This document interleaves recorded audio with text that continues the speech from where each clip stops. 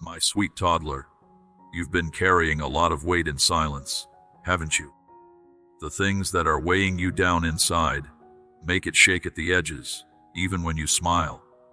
You think you've done a good job of hiding your problems, but I can see them all. I can see that your arms shake when you're by yourself, and that your mind races when everything is quiet. Afraid makes you breathe quickly, and I watch how your eyes search for a smile when the room is darker than usual. I can tell you're not kidding me, kid. I know what you're trying to act like doesn't hurt anymore. I understand the topic you're reluctant to discuss, as the act of uttering the words aloud can evoke feelings of exposing an unhealed wound. You're trying to make it sound like everything is okay, and that you're strong and not scared. Despite this, you really want someone to stop and ask if you're almost okay. That voice inside me has been getting louder and more determined. Others will walk past it, but I won't. That's the real reason I have to cut you off now. That's why I'm here now. There might not be any more time to fake it or wait. That's where I step in. I hear what you don't say, see what's behind your fake laughter, and walk through every room you pace around in confusion. What you're hiding doesn't scare me.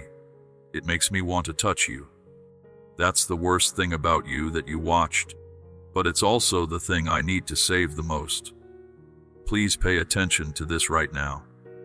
Please take immediate action, as the longer you delay, the more stress your soul endures. Don't hide your pain every other day. I didn't come to look at your breaking.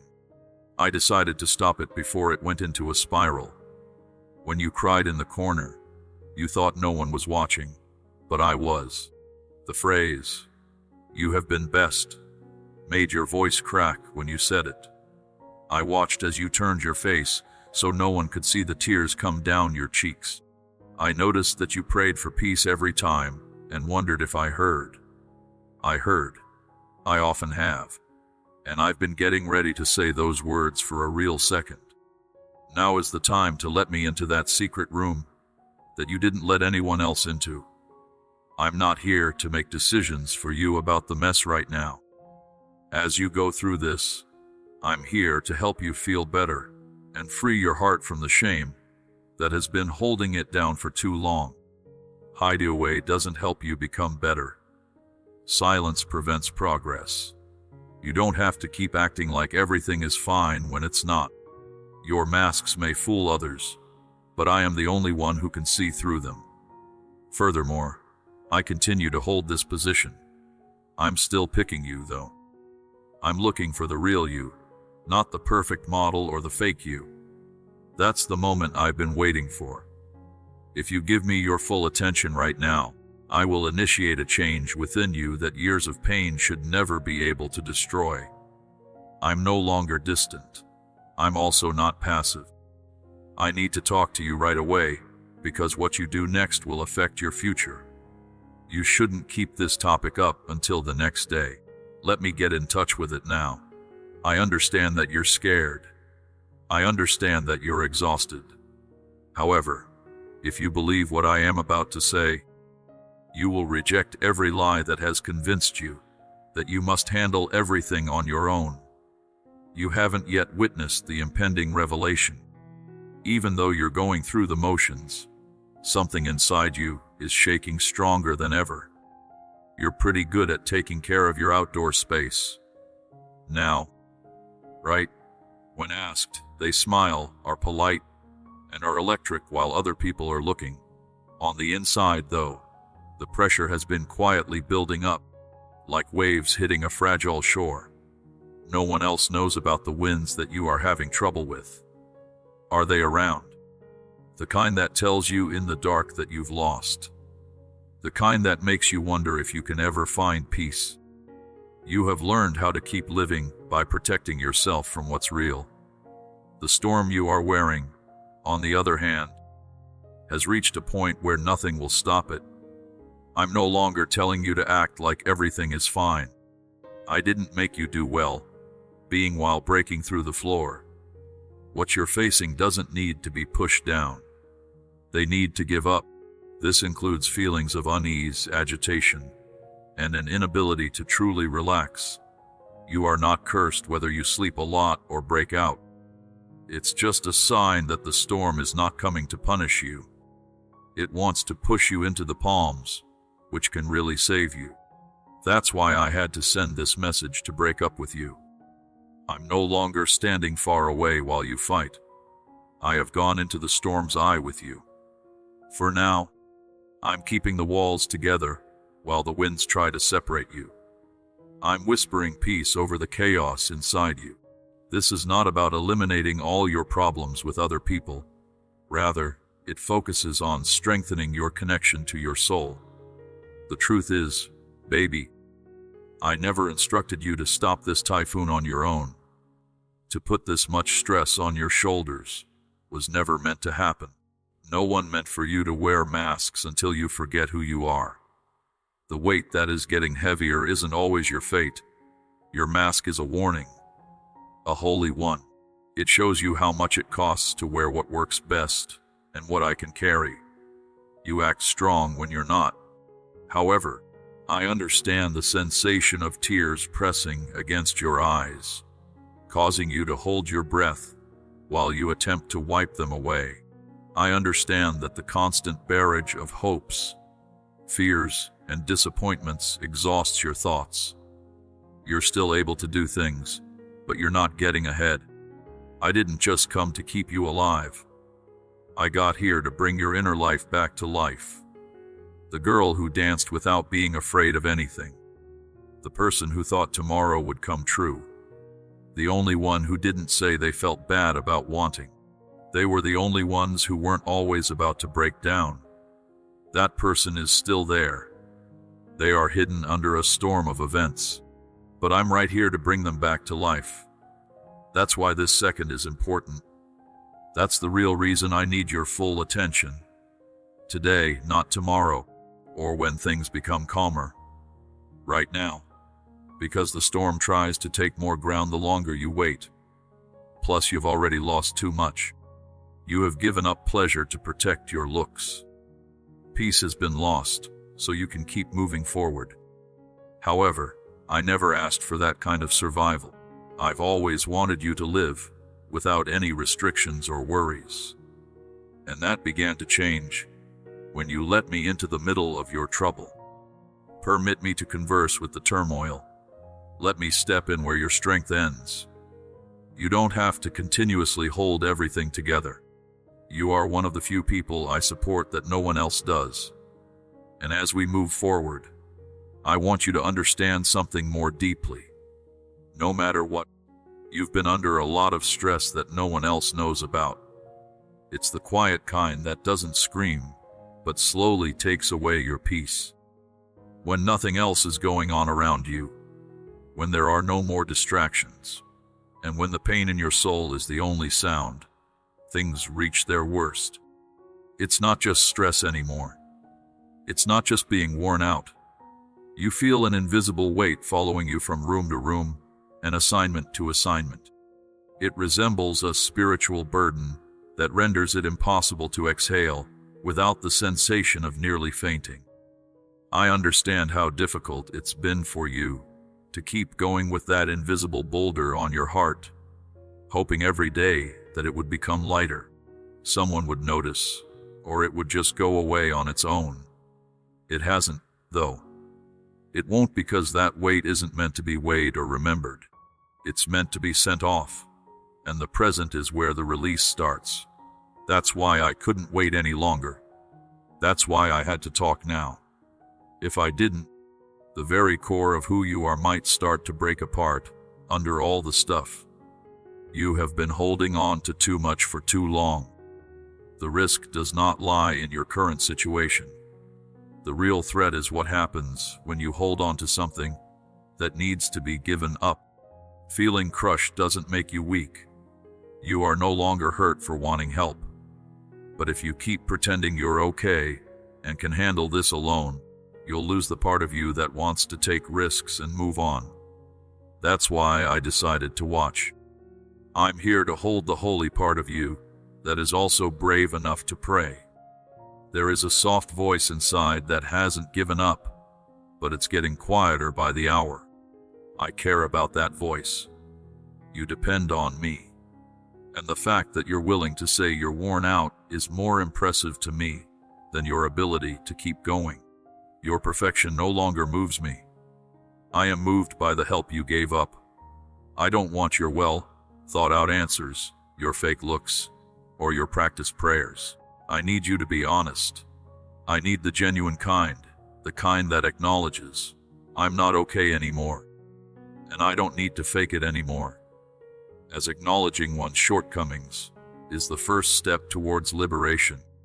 The weight on your chest wasn't supposed to decide how your days would go. That thing wasn't put there with my help. I can still take it though, if you hand it over.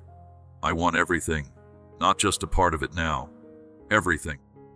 Even the parts that feel too much are challenging to explain because they are too tangled or heavy. Even the parts that have never experienced it before are difficult to explain. I understand how to carry it. I can also heal the part of you that has learned to live with it. You weren't made to live in survival mode. You were made for healing, happiness, and deep peace in your soul that doesn't go away when things get busy. That's why I need your attention right now, not tomorrow. Instead of waiting until you're ready, I need your attention now more than ever, before the stress overwhelms you and makes you feel incapable of handling anything. You are no longer too far away to reach. You're getting close to a place that seems like a long time ago. You are taking a breath right now, but I am already close. In addition, I'm already lifting what you thought you had to keep wearing by yourself. You can't fix what's making you feel awful on your own, but I can do it. You will be amazed by what I want to do next. This isn't just about relieving your stress. The whole story that told you it was normal to live this way will be written. Stay with me, toddler, because what I'm about to say will show you something that was weighing you down before the foundations of your life were even set. There are gifts, assignments, and divine appointments that were perfectly timed to fit into your journey during seasons you don't even know yet. But now, because one of those seasons' techniques is key to its turning point, I need to let you know. You've become so used to dealing with chaos that you've accidentally missed the things I put in place to help you. It's not that you don't care or are lazy. It's just that being distracted has made you less sensitive. From the outside, you've been searching for help. During my time in your surroundings, I've discovered resources, individuals, and insights that are merely awaiting discovery. Divine possibilities are hidden in the everyday. And if you're not fully in the present, they will seem like background noise. I couldn't find them on your path by chance. I put them together with care. Your attention and obedience will set future threads in motion. That's why I had to halt your progress midstream. So, I couldn't look ahead to a time that would be better for me.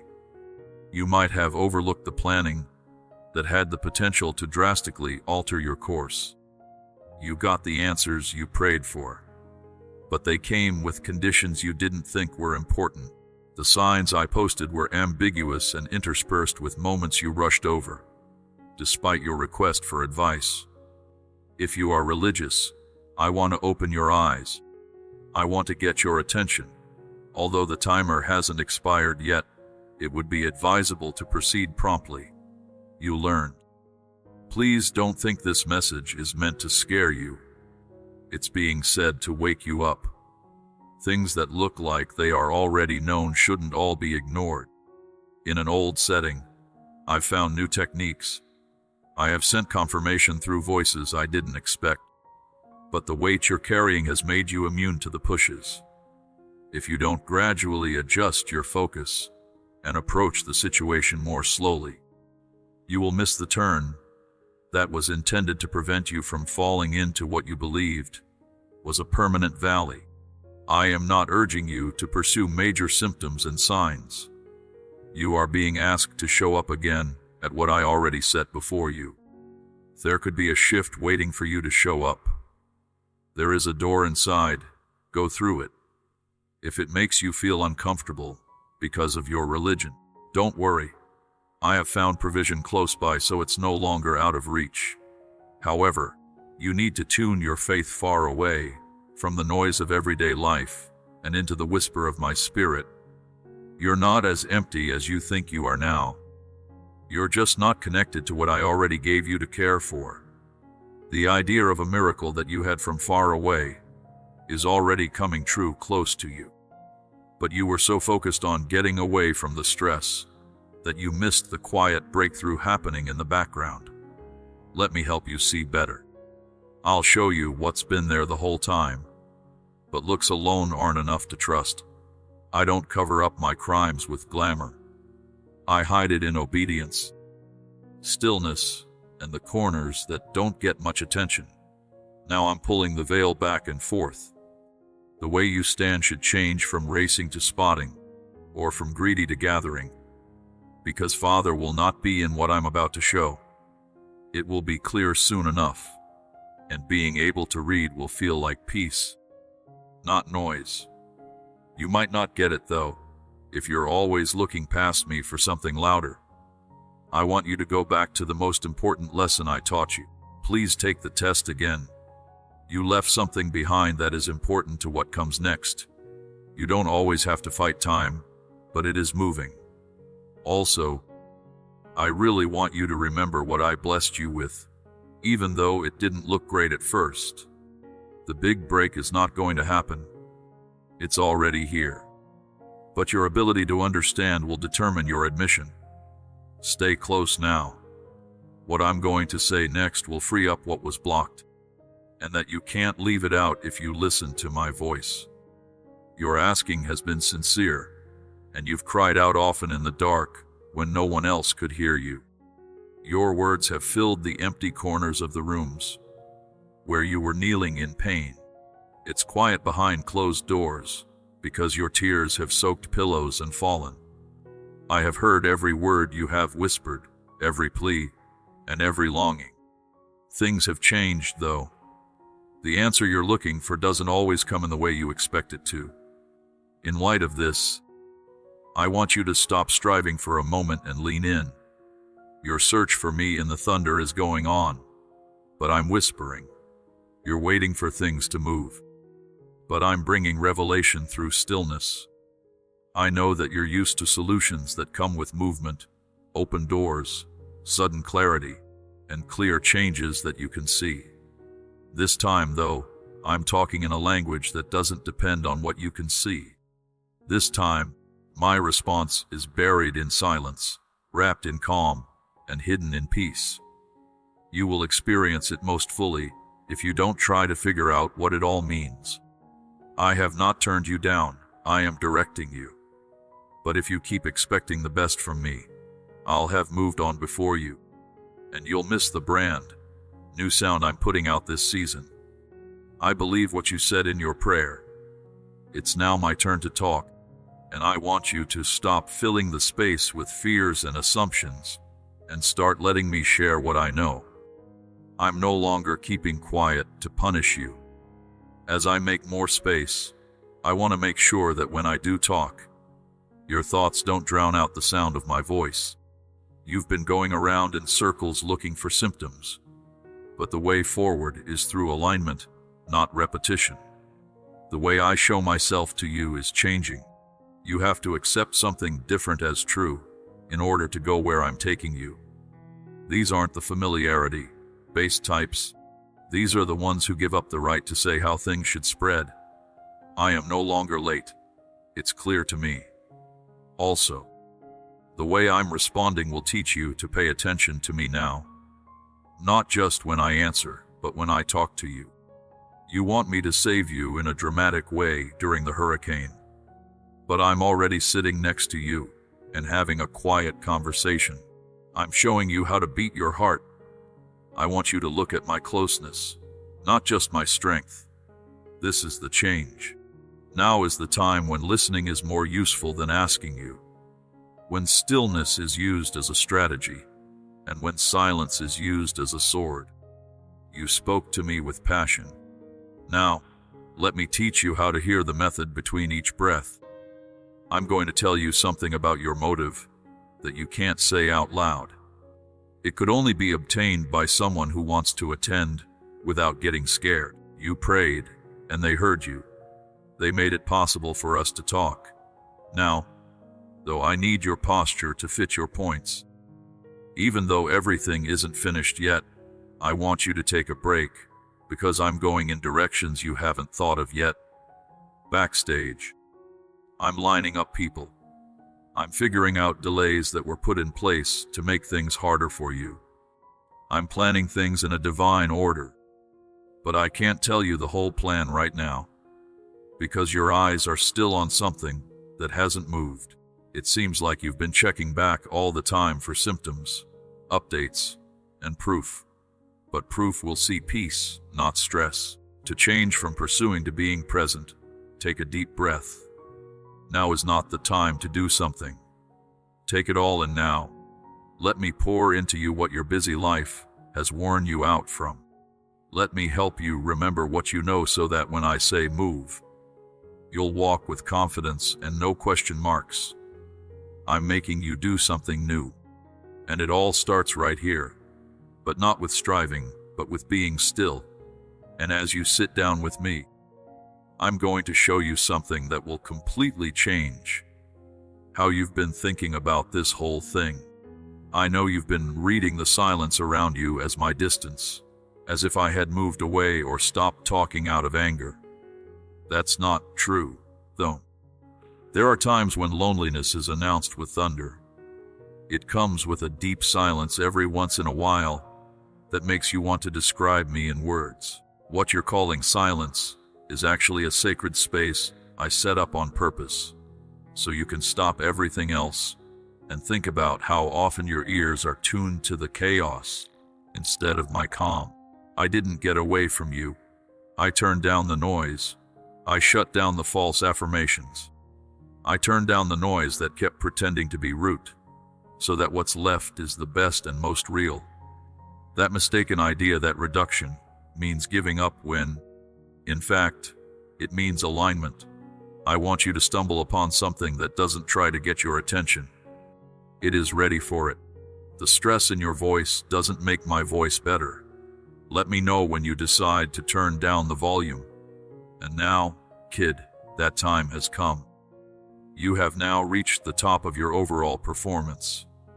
You've used up all the methods that used to help you get clarity. Now you're in a place where you can't depend on anything but me. No longer is it a punishment, now it's a call. As everything else stops talking, what comes next is the most important thing. I want that voice to be mine. You are not being ignored. I want you to learn how to discern. This time of year isn't very noisy. It has to do with intensity. It gets quieter as you go deeper. Not because I've backed down, but because you went beyond the small things. You are no longer happy with the comforts on the first floor. Now you are at a level where my presence is not flashy but essential. This season, I'm not shouting, because you've grown up to the point where whispers move you more than loud noise ever could. My silence comes from a clear intention. I'm showing you what you have trusted too much in the quiet. In the quiet, I'm taking down false defenses and building something strong on your spirit. I want you to do more than just listen to me.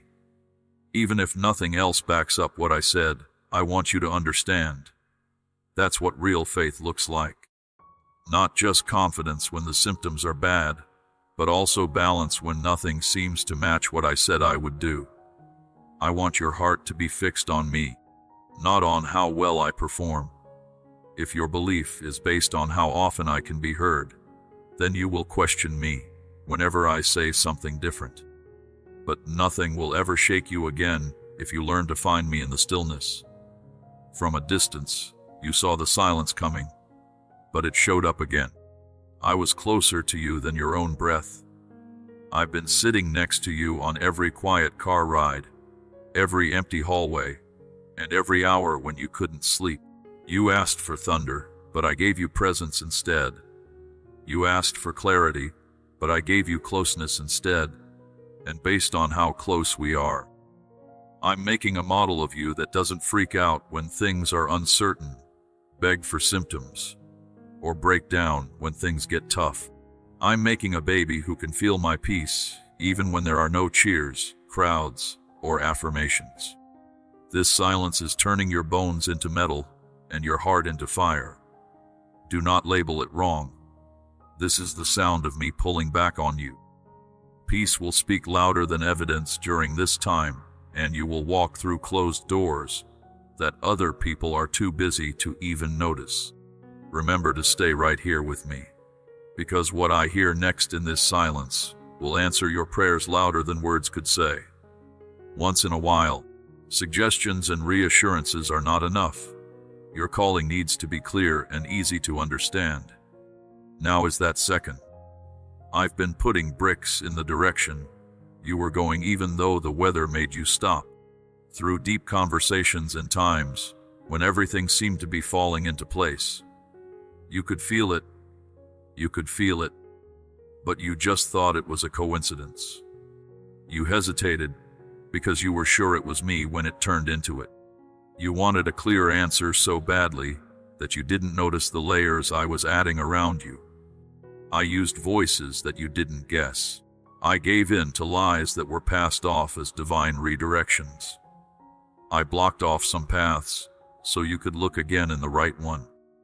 But I'm no longer waiting for you to figure out what the symptoms mean. With a voice that leaves no room for doubt, I'm going to be in the middle of your confusion. You don't have to fire me if this is me right now. For that reason, I'm no longer talking over the noise. I am coming through the silence and breaking it with clear authority. Your mind has been going over the same things, and you've been asking me to confirm what I've been trying to show you through peace, resistance, and divine pain. I used delay to show what wasn't ready yet. I used to long to show what couldn't satisfy. I even used times of peace to test your wisdom. I'm not sending any more echoes right now, though. Let me speak for myself. This is not a trick. This isn't always firsthand. That's me jumping right into your focal point to face the places you've kept hidden from truth. It will keep hesitating because too much is at stake, which is why I'm here. Right now I'm here because your future can't handle any more of your doubt. You've asked me to take charge. Then I'm going to do that. On top of that, it might not normally feel comfortable. I'm going to change things quickly. I'll be getting rid of people quickly. I'm going to change your environment in ways that don't make sense at first. But keep this in mind. Every other option could come from this conversation. When the center is talking, you don't need a signal. I'm not far away. I'm not vague anymore. I have no doubts about what I have in store for you. You can't keep coming because of your worry anymore, even though heaven is ready to behave. That takes a second now. What wasn't necessary before is now very important. I'm calling you to a higher level of obedience and need you to respond faster. Accept what I say more deeply and keep your mind steady. I'm not doing things the same way I used to. I'm not going back to things I've already taken away. I'm moving forward. And you should decide if you want to move with me or stay where you are with your doubt. I will always love you, but I need you to help me with my work. You are not allowed to have what I've prepared, even though it is fun, and I have already told you to leave. That's why I had to break the silence. That's the real reason I didn't want to see your timeline. Conditions won't be the best, that's for sure. I'm entering your present moment to change it with my voice. Also, my voice doesn't go back to you anymore. Mountains move around when I talk. As soon as I speak, the confusion leaves. When I speak, doors open that can't be shut. In that case, pay attention to me online. I want to talk to you. Not your neighbor anymore. Not a more qualified person. You. I'm no longer interested in practicing prayers. I need a real talk, a real surrender, and a real alignment. Get ready, because what I'm about to say will not only change your heart, it will also pave the way for something bigger than you thought possible. Right now, your status is at a dangerous point. Plus, most people in the field wouldn't even tell you what the moment you're in means. But I do. I can see the invisible crossroads that are appearing below your choices.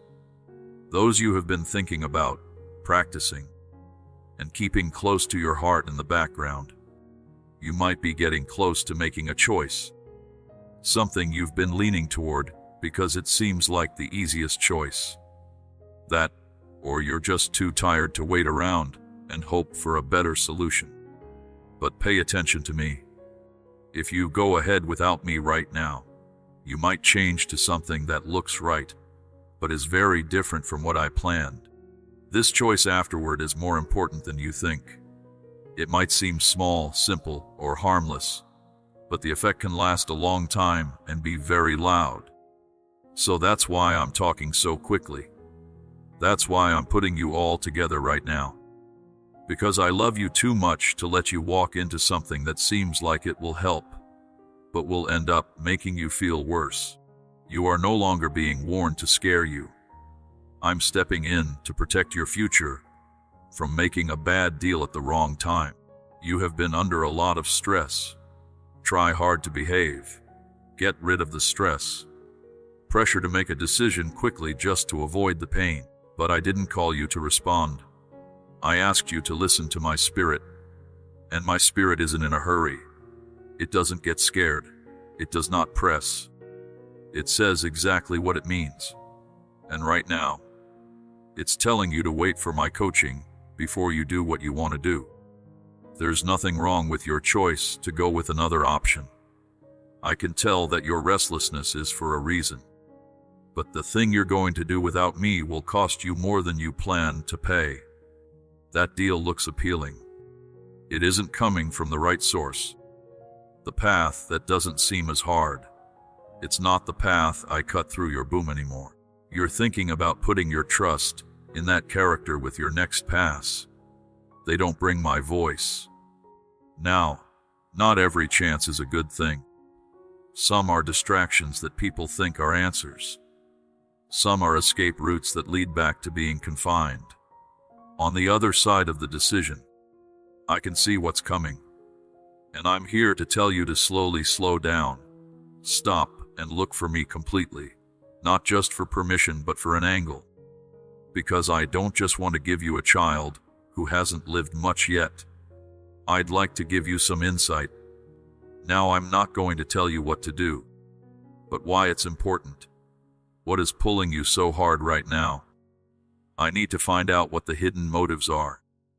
It's what your feelings were trying to rush past that I want to open your eyes to. I want to keep the promise I've been working on behind the scenes. The only thing you might skip is if you choose the faster route. You see something just past this fork that points in your direction. Something really amazing, something made just for you. It might not line up in time if you move too quickly, though. So, take a moment. Come back to me. Give me a chance to reset your discernment. I'm not too far away from you now. Please hand me the pen before you write the next line of your story. I'm standing right next to the choice. Because if you agree with me right now, I'll take you to places where your worrying choices never should have gone. What I'm making isn't always short. That I'm making plans isn't mostly based on how I feel. It's mostly based on a permanent layout. Additionally, you're faster than you think to filing for bankruptcy, which will ultimately make everything you've done pointless. In the beginning, though, it evolved around one thing: how to obey.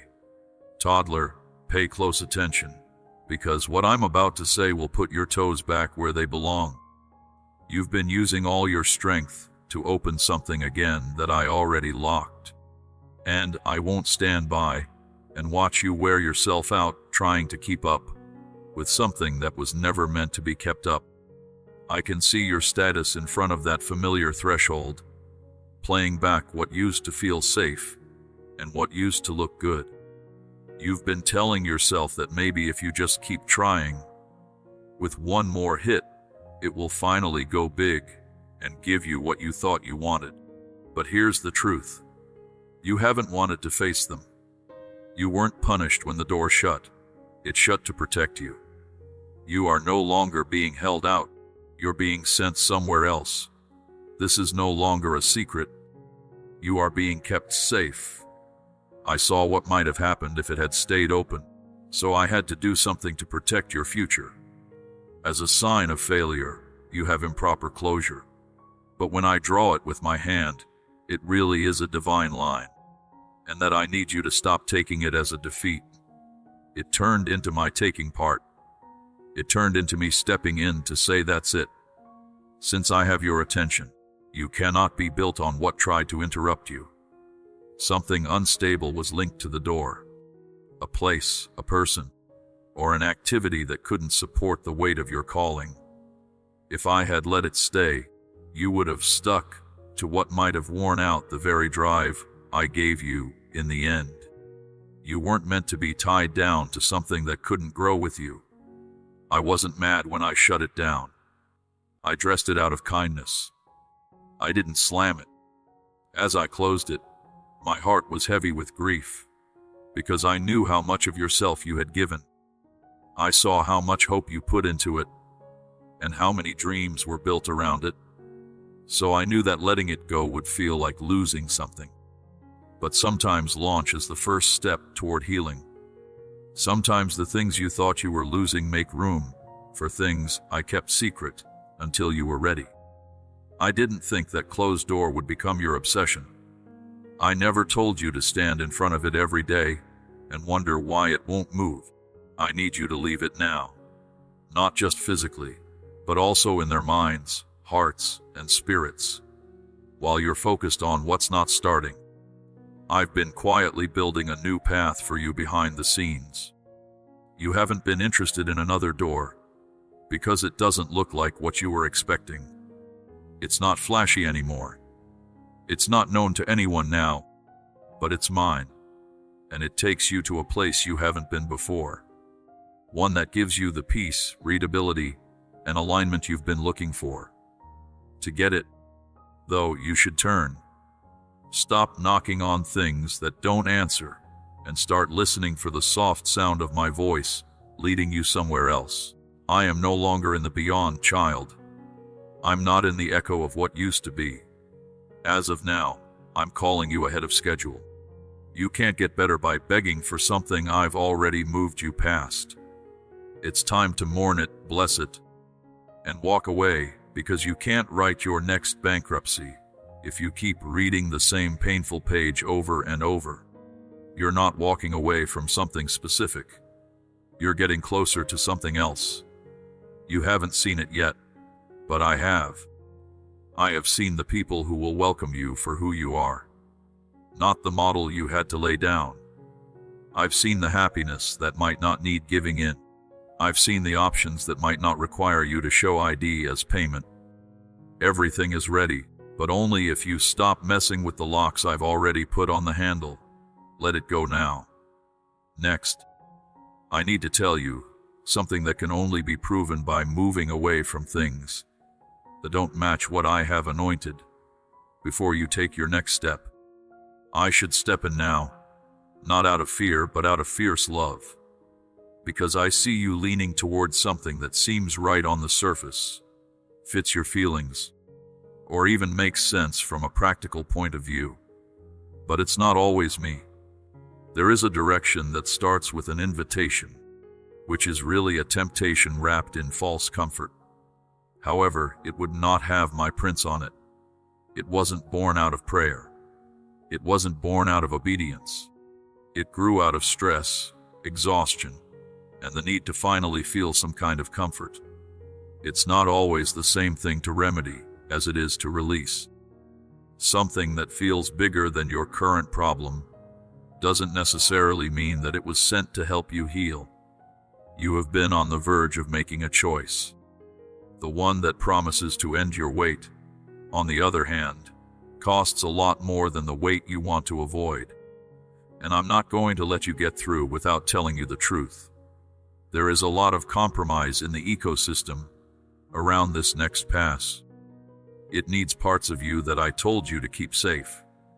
In exchange for being able to read it temporarily, you have to lower your spiritual discernment.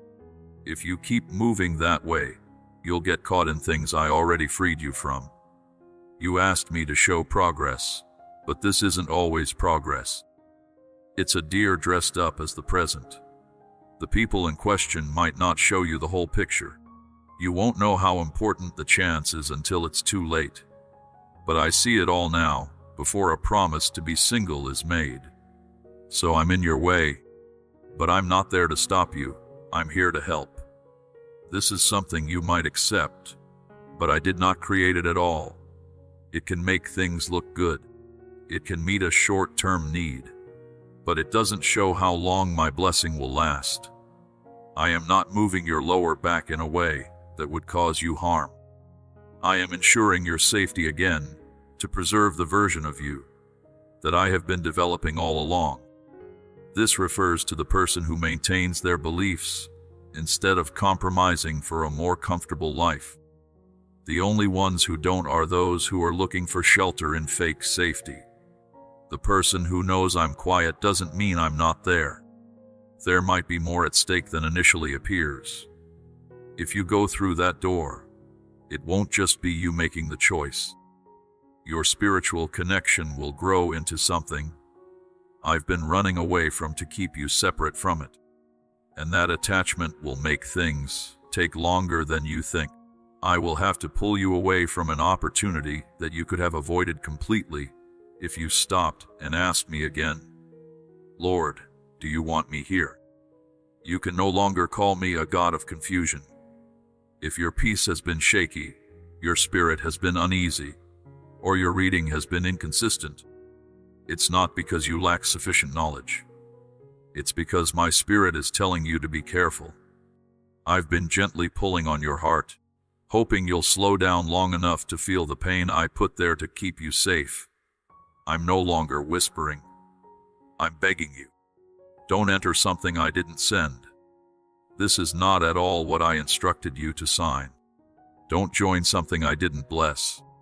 You're not far enough away to take a big step forward or get involved in something that will only delay and hide.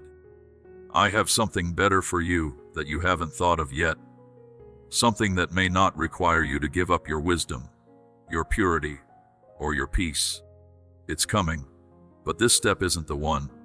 Finally, if you trust me and pause for a moment, I will redirect your attention from what appears useful to what truly holds significance. I can reroute you so lightly that you won't even notice the loss. You'll only notice the gain. Because what I'm about to say will hold you more securely than anything else you've been looking for. That being said, stay. What I'm going to say next will completely change the idea you had. When you thought I was far away, I was actually the closest I've ever been. I didn't leave while the loud silence was going on. I wasn't able to disappear, and the prayers didn't come true. When your religion changed, I didn't move away. While I stayed mostly faithful, it wasn't because I wasn't listening, but because I was waiting for the time to come when your walls would finally fall down and your heart would break open big enough for me to enter in the way I have always wanted to. I wasn't far away when I looked. I was inside the room. I saw how your shoulders sagged when the day got too much for you. I noticed that you were trying to keep your tears from escaping by pressing your arms into your eyes. During it all, I saw you go through motions that you did have the power to do. I didn't run away or flinch, and I didn't become tired of your questions or your silence. I used to be next to you. Not far away, like your breath. Not as close as your personal attention. I was there when it was dark, and my eyes were always on you. Not for a second. You thought I had moved away because I stopped responding the way I used to. But that wasn't being absent. The child grows up. My job was to teach your spirit to understand me in ways you never would have imagined before. I'm not letting your feelings guide you. You are learning to sense my presence even when nothing is happening around you. And now, right now, you've reached the quiet place where I can talk to you directly. You prefer solitude over being surrounded by many people. You don't need someone else to confirm it. You require this moment to be sacred, unadulterated, and pure. I was ready for it. Now, it's not that I wanted more time to love you more. It's that you needed more time to accept me as true, in a different way. You've grown in ways that you haven't even shown to others yet. You've been stretched in silence, made vulnerable in readiness, and changed in what you thought was spiritual dryness. However, nothing was wasted. You realized that the times you thought were pointless were actually holy. The times when you thought your idea was lost were when I cleansed your heart of fake peace. And now we are here. This is the moment I've been eagerly anticipating. This is the moment when you don't have to exert yourself. You don't need to act stronger than you really are. This is due to your reluctance to explain your fatigue, doubts, or near-death experiences. I already get it. I'm not unhappy either. I'm happy. Your continued presence in my life brings me joy. And the fact that you are here still means that you are open. You can still be reached. You're still mine. And that's all I've ever wanted. I don't seek perfection, but I simply seek permission. I'm ready to reconnect with you. Allow me to sit down with you. I need your permission to rewrite the parts of your story that Achi attempted to steal without your consent. You don't have to work for this moment. It has always been yours. I paid for everything because I can't measure my love and grace for you. I only want you to stop running away from me. I want you to stop running away from me when you feel like you're not good enough. This should not occur while you are experiencing feelings of uncertainty or doubt. Don't feel like you failed anymore. After that, I need you to run faster toward me. Not like the other people who left when you were at your worst. I am getting closer to you. I get closer. I stayed put because I'm no longer interested in your wiped, clean model. I need you all, the hurt, the unsure, the hopeful, and the scared. I came to get every piece. Even though you're still young enough to understand me, I'm going to start telling you what I've been planning during each quiet, misunderstood season you go through. Stay here, little one. It will clarify the meaning of your idea when I discuss it next. I know it looks like everything is coming in at once, as if stacked without care. The deadlines, expectations, and unspoken duties are pressing down on your chest like bricks. You've been taking on stress from places that have never been yours. You are carrying other people's loads while also trying to calm your mind down. The back of your smile shows that you are worn out. There are moments when your arms tremble in silence. When your mind races too fast, your breathing changes accordingly. There is real pressure. I'm no longer ignoring it. But I can also see things that pressure cannot reveal. I can see the power I gave you before the pressure even started. You are no longer a weak vessel that is about to break. You are a carefully crafted individual who has been strengthened by every challenge you believed would consume you. The external forces failed to recognize that you possess a flame within you, one that they did not ignite and cannot extinguish. That's where I put it. I set it off when I made you. You haven't given up because of that flame. This inner core embodies strength, grace, and an unfathomable will to survive. There is no longer a chance. It's my spirit's strength in you, waiting for you to realize it's there, not for stress relief. You can see, pressure doesn't just test you, it shows you. And at this moment, what is being extracted from you is not necessarily a weakness, but rather a skill you have overlooked. Remember these thoughts as you feel surrounded. You're not squished. You are being put somewhere. Feeling tense isn't always a sign that someone has left you. It means you're about to change something. The punishment is over for you now. You are getting ready. The difference between breaking through and falling apart may not be determined by the size of the storm, but rather by your willingness to rely on the strength I have already bestowed upon you. Being kind doesn't look like what it is. Not letting your feelings or wants show does not mean this. It appears that you are acknowledging the burden while deciding to trust the person holding the scales. I haven't asked you to be unshakable by yourself. I want you to draw from my presence so that the things going on around you don't destroy what's inside you. Yes, the stress is getting worse, but so is your ability to handle it. Every time you have a fight, I push your spirit to hold more of my knowledge, peace, and bravery. That stretching hurts, but it's not damage, it's growth. It makes someone strong enough to not break when things get tough. Someone who can bring glory without letting fear take it away. Do not be scared of what is going on around you right now, so that you don't realize you are actually ahead. The enemy wants you to think you are behind. He wants you to forget your true identity, so that you merely survive instead of embracing supernatural persistence. That being said, I might not let it happen. That's why I'm here now. It's time for you to stop letting stress define who you are and start letting my promises restore your authority. What's inside you is strong. It's strengthened. This Rudin will never die. At this very moment, I'm breathing sparkling power into the parts of you that were getting worn out. I'm starting up again what pressure I tried to put out. I'm getting rid of the weight and giving you divine strength instead. You can't fold. You won't pass out. You might feel little of what's going on around you, because what's inside you is stronger and can't be stopped, shaken, or broken. Now that you know who you are in me, I must tell you something more important. You have wounds from people who were supposed to protect you. Careless words and actions have struck you like arrows. That tore through what you thought was true and made you question not only other people, but also yourself. You've been hurt by betrayal, rejection, and the quiet pain of not being understood. Will this experience define me? Will this be how my story ends?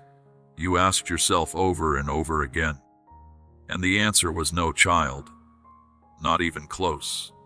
People who tried to bring you down no longer right for your cause. Their meanness may have slowed you down, but it can't stop you from calling. I saw it every time they doubted you, mocked your goals, misinterpreted your motives, or left when you needed them. I was there every time you stood there by yourself when they left. And I'm no longer just healing from the wound they gave me. I'm taking back the part of your destiny they tried to destroy. They would have talked louder, but occasionally their voice isn't very loud. What I'm saying to you now has the potential to save you. It will stop every whisper of shame they said behind their backs. You've spent a long enough time trying to make peace with the parts they broke, but I'm not here to help you right now. I'm here to fix what they broke that wasn't theirs to break. My blessing is still valid even though you betrayed me. Your absence doesn't make your fee go down. People have been telling you how much they value you based on how they've treated you. But the price I paid for you tells me how much you're worth. That price wasn't cheap either. It wasn't a joke. It turns into the whole thing. And I gladly gave it because I knew you would want this second. A divine disagreement one day. They should not be with your past, but with your real identity. They were mistaken about what they said about you. You're not the failure they made you out to be. They made you feel like a weight, but you're not. You are mine. Picked, Cruelled. I have the last word. People who left won't be able to see the difference. But it is coming. People who didn't believe in your abilities might not understand the power you're about to show. This change may not even be intended to prove anything. It will definitely be proof of what I did to you, while they weren't looking. As always, I know you feel on edge. I know you want to know why they did it, but you don't want their apology to delay your next step.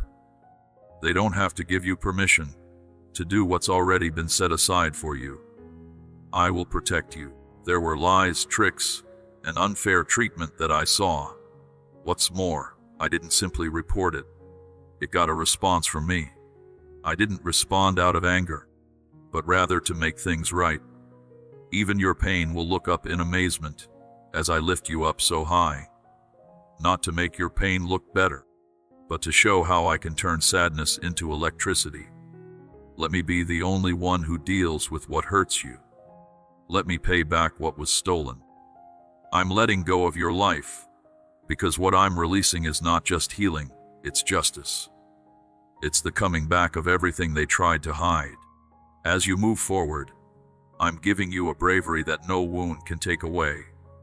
Power has replaced the worry they left behind. My own self-belief is helping me overcome the lack of confidence they instilled in me. It's over for you as a victim.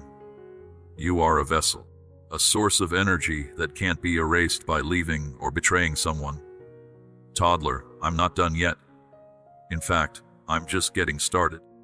Anyone who claims that my writing is the best has no authority to make such a statement. The next thing I show you will prove that for sure. Keep listening, because what I'm about to say will cause a change they didn't see coming. There might be a change coming up. A second was so perfectly made by God. It holds the answer to years of reading, crying, and fighting. Still, you can't see it all the way through.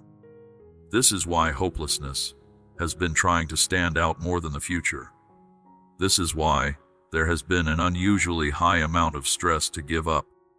The enemy knows what you don't, which is how close you are to the release I planned for you. And even if he can't break the promise, he will still try to get you to leave before it comes true. But please do listen to me. Don't pull back right now. Sometimes now is not the right time to question what I planted.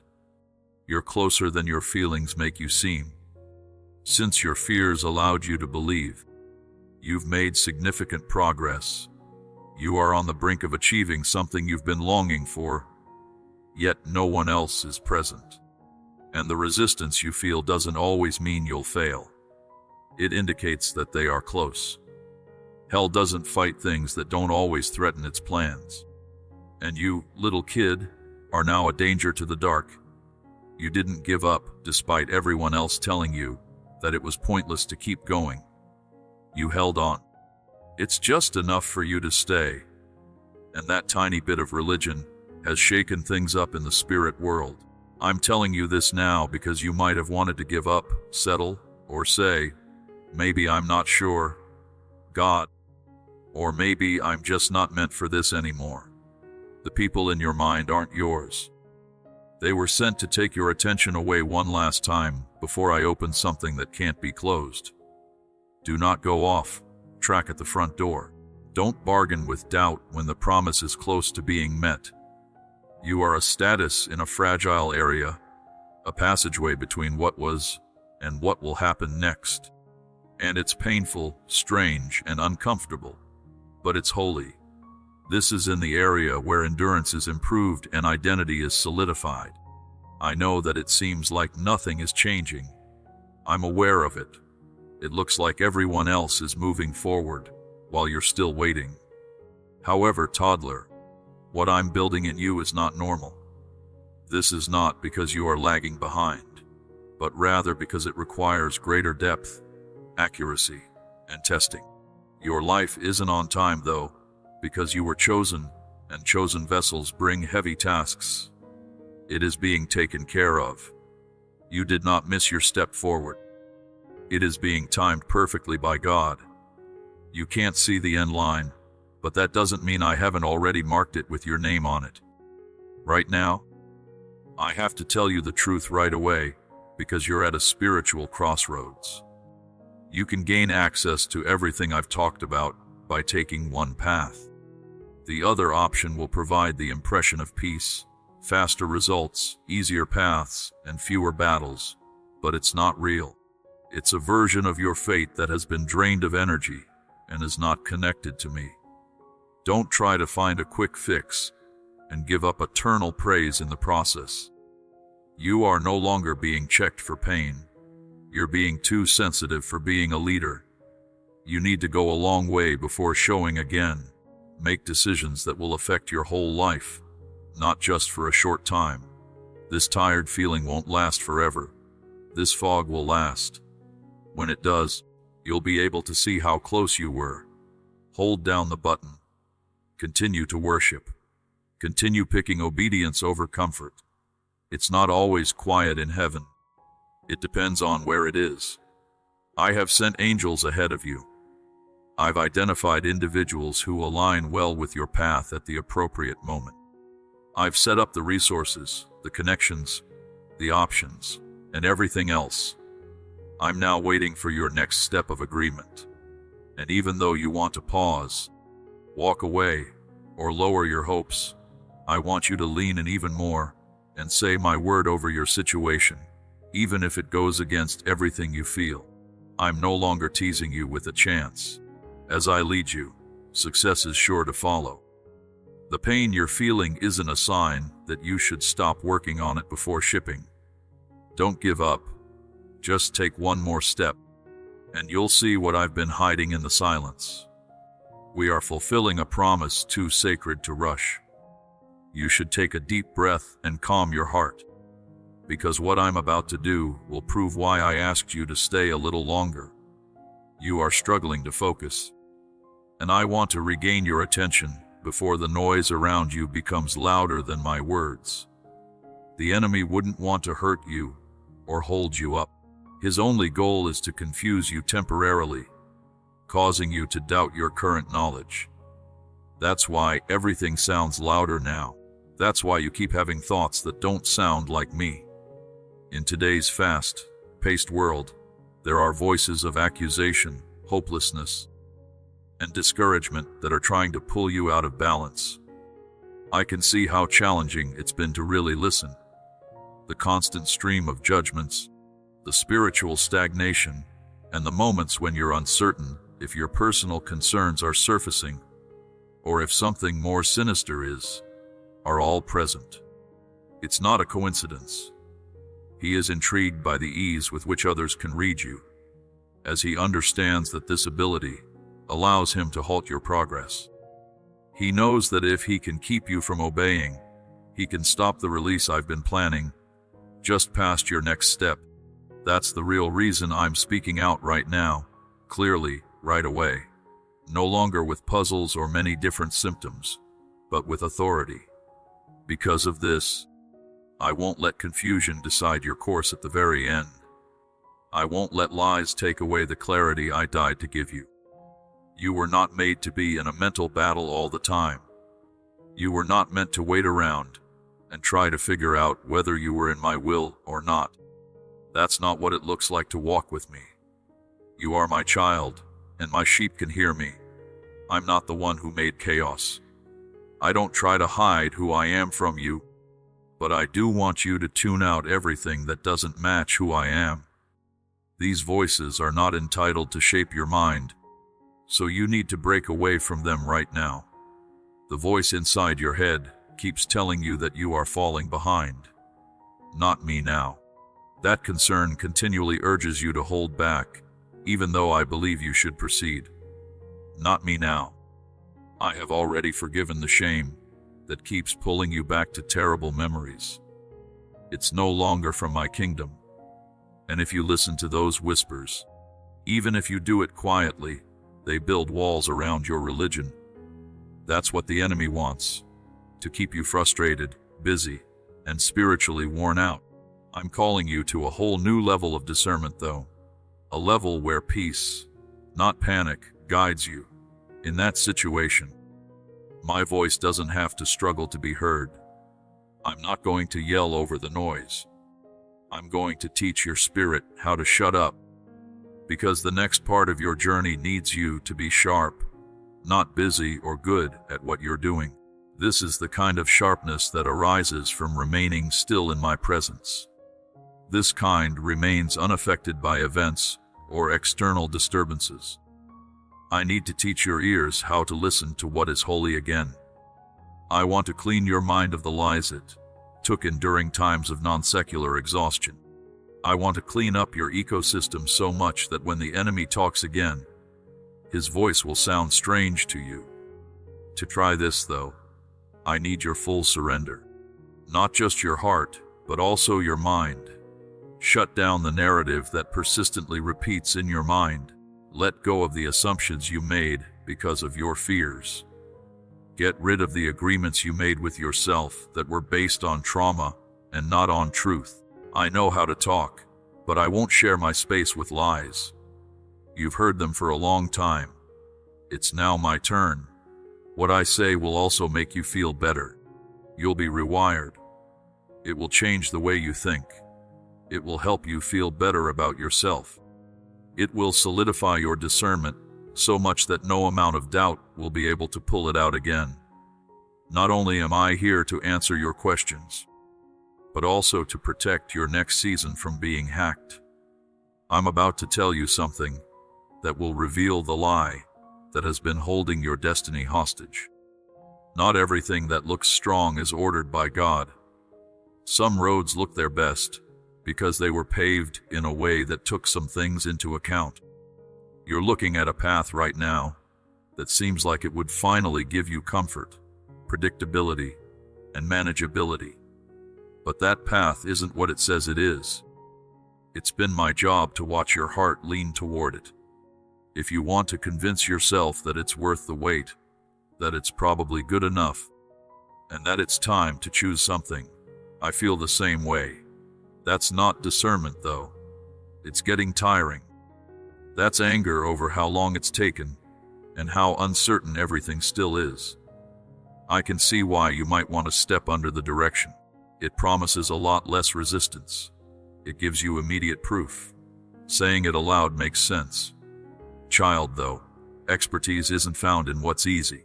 It is seen in things that are holy. And this path is not holy. It doesn't let me breathe. It's just bait that looks like an escape. Furthermore, peace is not what lies ahead down that road. It leads to trouble. It's a gradual progression from the root cause. It is a series of delays that are entwined with routine tasks. Surely, it will slowly numb the part of you that hears me. It might not crush you right away. It will comfort you with the false feeling of a path and keep you busy enough to feel like you're moving forward, while stealing the fire I lit inside you. That's why I'm here now. This task is the reason I couldn't sleep tonight. Because if you take that step, it will not only save you time, but it will also help your alignment. I really need you to hear me. I'm not in that public sale. It might look more likely, but it wasn't born in my spirit. It would make more sense, but I couldn't open that door. I might not bless what I didn't give out. I also might not be able to help you calm down when you are made to live a brave life. From now on, you are not a wanderer. You are a fighter. In the second, you don't have to do what makes you feel good. You want to lean on something that will always be strong. That other road wouldn't look dangerous because it makes you feel better. I did not, however, tell you to build your future around comfort. As I told you, it should be based on obedience. No longer do I want to confuse you. I'm on your defense. I'm not roading you to punish you. I'm doing it to hold what I've been preparing. There might be a different way. It might look less detailed, but it was completely designed by me. It asks people to believe more. It won't promise the same praise, but it will lead you straight to the lives your spirit has been longing for. You were not made to take shortcuts. You were no longer made to give in. It's not always my voice when I feel like I should just pick something and move on. It's a way to hide stress. Do not chew.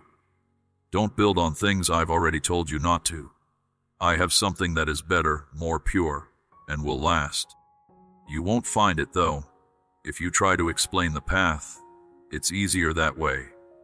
It will be there when you get back to the altar, while you stop wanting to change things, give up your timetable, plans, and desire to be in charge, and ask me again, where do you want me to go? I'm going to talk now. Then I'll show you the next step. No longer 10, no longer 20, just the next one. It will be enough because I will be there. It shouldn't come as a surprise if you made the right choice when I'm in it. You'll understand. Stop looking for things that look like they might be good. Start looking for things that have my mark on them. What I'm about to say will not only change the way you're going, but it will also give you confidence that I'm still in charge of everything. Your tears have been so heavy that not a single tear has been missed. I have never forgotten about it. I was there when you were breaking down in places where no one should see you while your voice went quiet and your heart beat fast. There were times when you cried alone in the middle of the night while everyone else slept, and you felt like you were drowning in waves of emotion that you couldn't explain. It looked like you hid your pain under duty, wore strength like armor, and smiled even though all you really wanted was someone to stop and say, I see you. I saw you. I still do. I saw how you held your breath to keep the tears from falling, and how you pressed your hand to your chest to calm the pain inside. I saw you question whether or not your prayers were still important. But what you didn't know was that your quiet pain resounded loudly in my heart. Your cries reached me, not as background noise or forgotten murmurs, but as the cries of my loved one. And now I'm responding not with empty comfort, but with purpose. I didn't ignore your sorrow, I saved it. While others observed your moment of collapse, I was already devising your next move forward. I never waste that pain when it's in my hands. I know you're sick of waiting for meaning to emerge from the chaos. I know you've asked me over and over, why did this happen? Why did they go away? Why should I have gone through that? And although I did not meticulously plan everything, I intend to utilize every single aspect of it. I will utilize the strands of your suffering to create a healing tapestry that will leave you in awe of my abilities.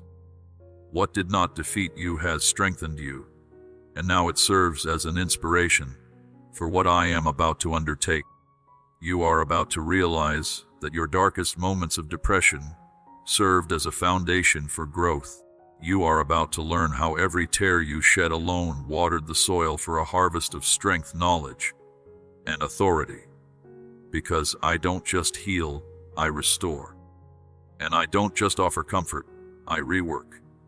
What used to make you shake becomes your testimony. The same nights that made you question your worth become the background for my faithfulness to shine brighter. I'm going to elevate you not only so you can confidently share your experiences, but also so you can utilize the challenges you face to aid others in their recovery. You have not been forgotten. You have been shaped by the fire and the stillness of the pain. And now the season of silent struggle is changing. What was hidden is being found out. What was heavy is being lifted. And what was hard is being made clear. Your pain is no longer being met with short-term solutions. It is being met with destiny, a future that would not have been possible without what you have. And while other people only saw your struggle, I saw your strength. I saw how you got up when you had no strength left. I saw you worship with tears running down your face. I saw that you chose religion even though worry was making it hard for you to speak up. That bravery didn't go unnoticed. It moved me. And now I'm moving for you.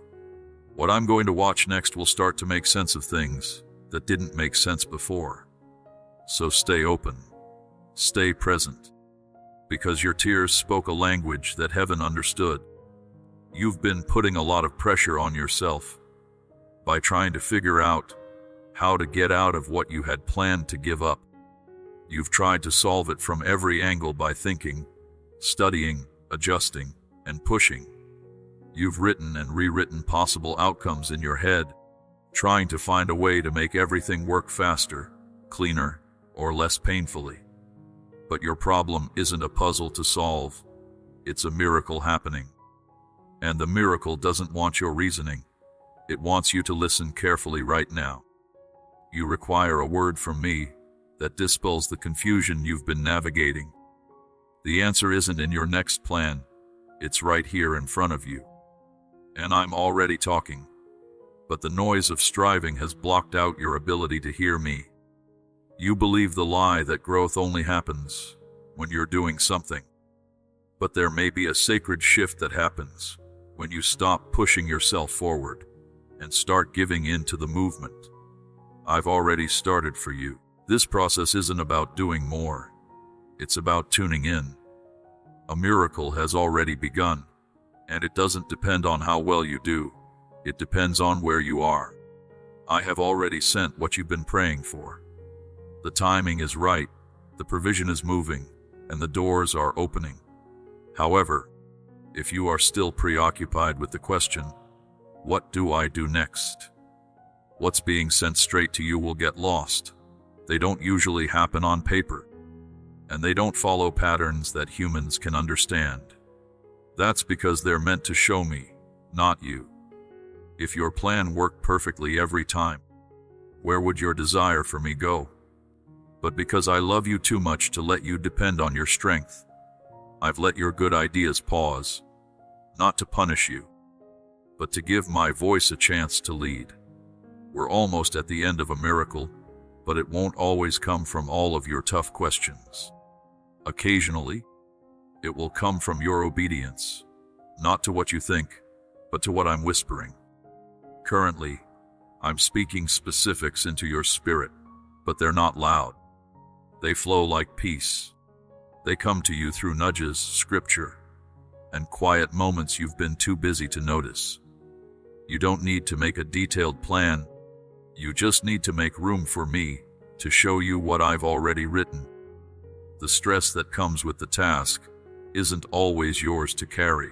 You weren't meant to chase every chance, replace every broken part, or map out every possibility. That's my job. Your job is to focus, trust, and let things happen. When I say no and take action, things will change immediately.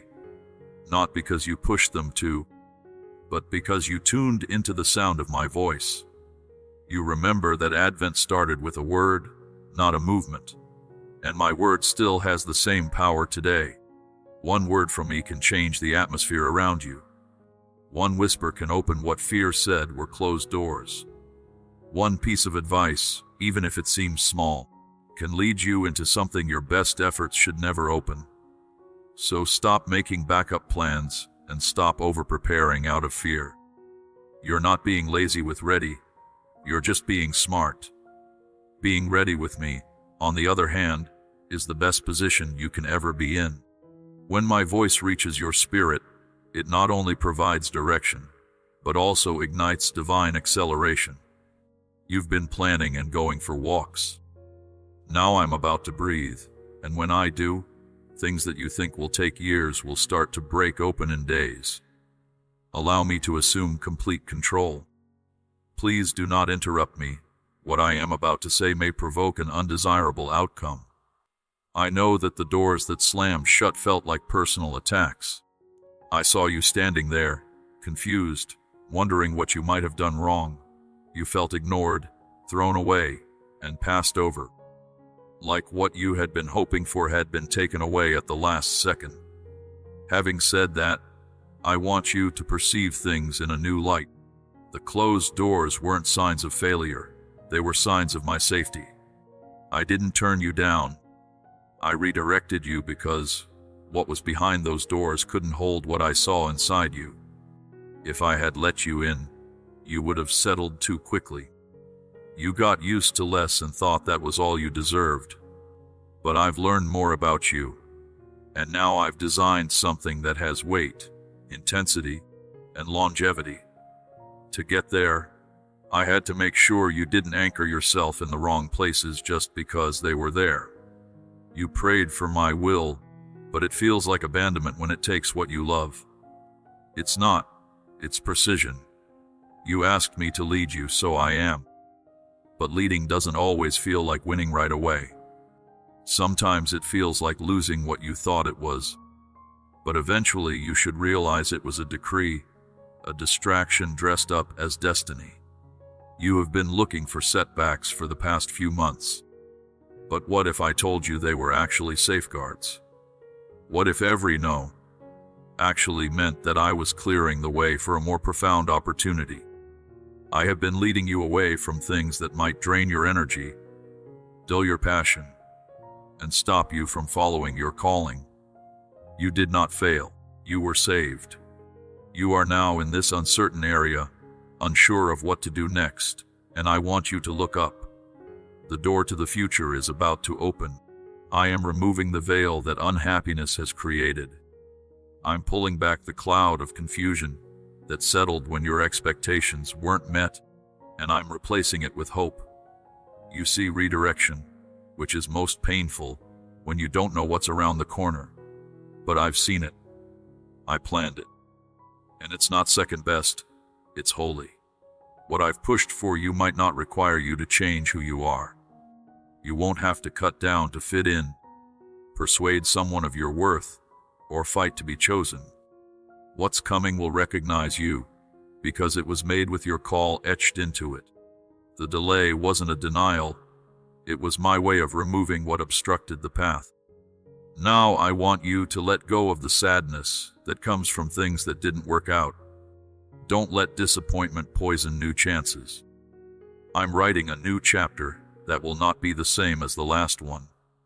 This time you won't have to strive, you'll be led. This time you might not feel like an outsider, you'll be planted.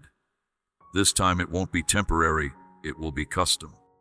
But before I open it, I need your agreement.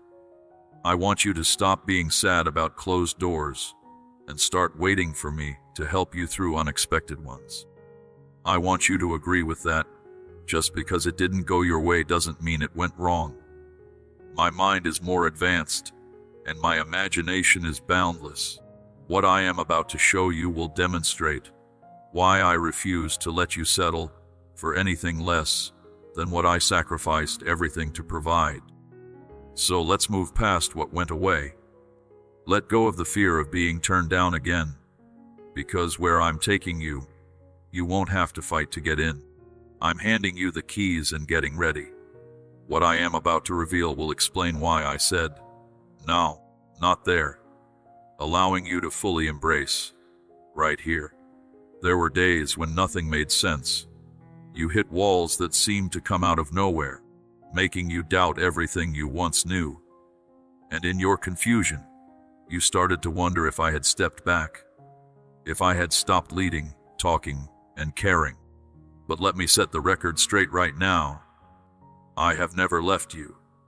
Indeed, I was the only one who kept you going when you didn't even know you needed it. I was the invisible electricity in those moments when your prayers ran out of words and your body moved forward, but your soul grew tired. And now I'm pulling back the curtain to comfort you and show you what's been going on below the floor. It's true that trouble doesn't always mean distance. The struggles you've been through weren't signs of absence. They were signs of production. Even though it looked like everything was falling apart, I was building something stronger, deeper, and longer, lasting inside you. I didn't bring you this far to leave you wondering if I'm still worried. I put you through this to prepare you for what's to come. And the resistance you felt wasn't punishment. It was stress that was used for a reason. The stress you felt this season was meant to strengthen your religious muscles, make you smarter, and sharpen your discernment. I've been working on you not to survive, but to lead. I've been chipping away at things that couldn't include you. Even though they used to make you feel strong, you need to smash. You want yours to be educated to understand my whisper, not just my wonders. That's why it's been so hard.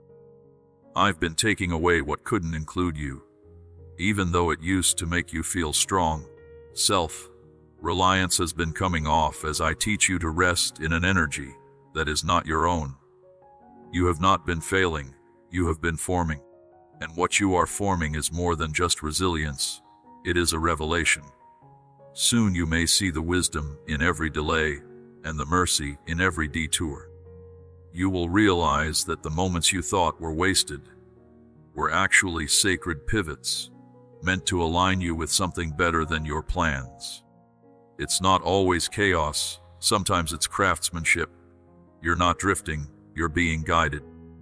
That's why I want you to stop seeing trouble as abandonment and start seeing it as divine guidance. Remember that I don't put this much into someone I don't plan to use powerfully. The trouble of this season shows how valuable the next one will be. And yes, it has been challenging. You've cried more than you thought you would. But toddler, you've also grown in ways you haven't seen yet. You've learned to depend on my voice instead of effects. You've seen peace where you used to be scared. You've learned to live while strolling, which could have been easier. All of that is important because it shows that my spirit has been working in you the whole time. Now, as we move forward, I want to show you something bigger. I want to help you see what's really been going on from my perspective. And you'll know it right away. Your appearance came back and said, "That's why it didn't paint. That's why they left. That's the real reason I had to wait. Every piece will be good for you. But for now, trust the method, even if you're not sure about it. No longer do I want you to figure it out. I'd like you to walk with me while I finish what I started. And what I'm about to say will eventually give your pain a name and a reason. This next door neighbor might not come in the way you think it does. It won't look like what you've been practicing in your head. And that's exactly why I need your interest to be mine alone.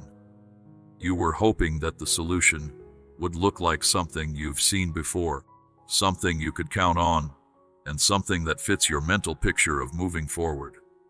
However, your past reviews no longer limit me. Every time I approach miracles differently, I keep an eye on my glory in ways that help you learn more about what's possible. What I'm getting ready to give you isn't just a blessing either. It's an important spot. This significant change will help you understand the reason I invited you here. I want to clarify what I meant when I previously shut the doors and instructed you to stay in place throughout the entire situation, as well as the reasons behind your desire to leave early. But there could be a trap. What you do in response to this next move needs to be immediate and broad. There was no doubt regarding the importance of obedience. What I'm unlocking might not be useful in terms of comfort or good sense. Most likely, give up will be used to get to it. At first, you won't fully understand it. You might not understand everything right away. But if you think about me and do what I say, you'll enter a flow of favor and alignment that moves faster than your whole idea was late. I need you to be ready not only emotionally, but also spiritually. Ready to move when I say cross. Ready to put things that later seemed important at the back of the list. Get ready for something you didn't ask for, but you'll be glad you did. The outlet will no longer flash to let you know it's there.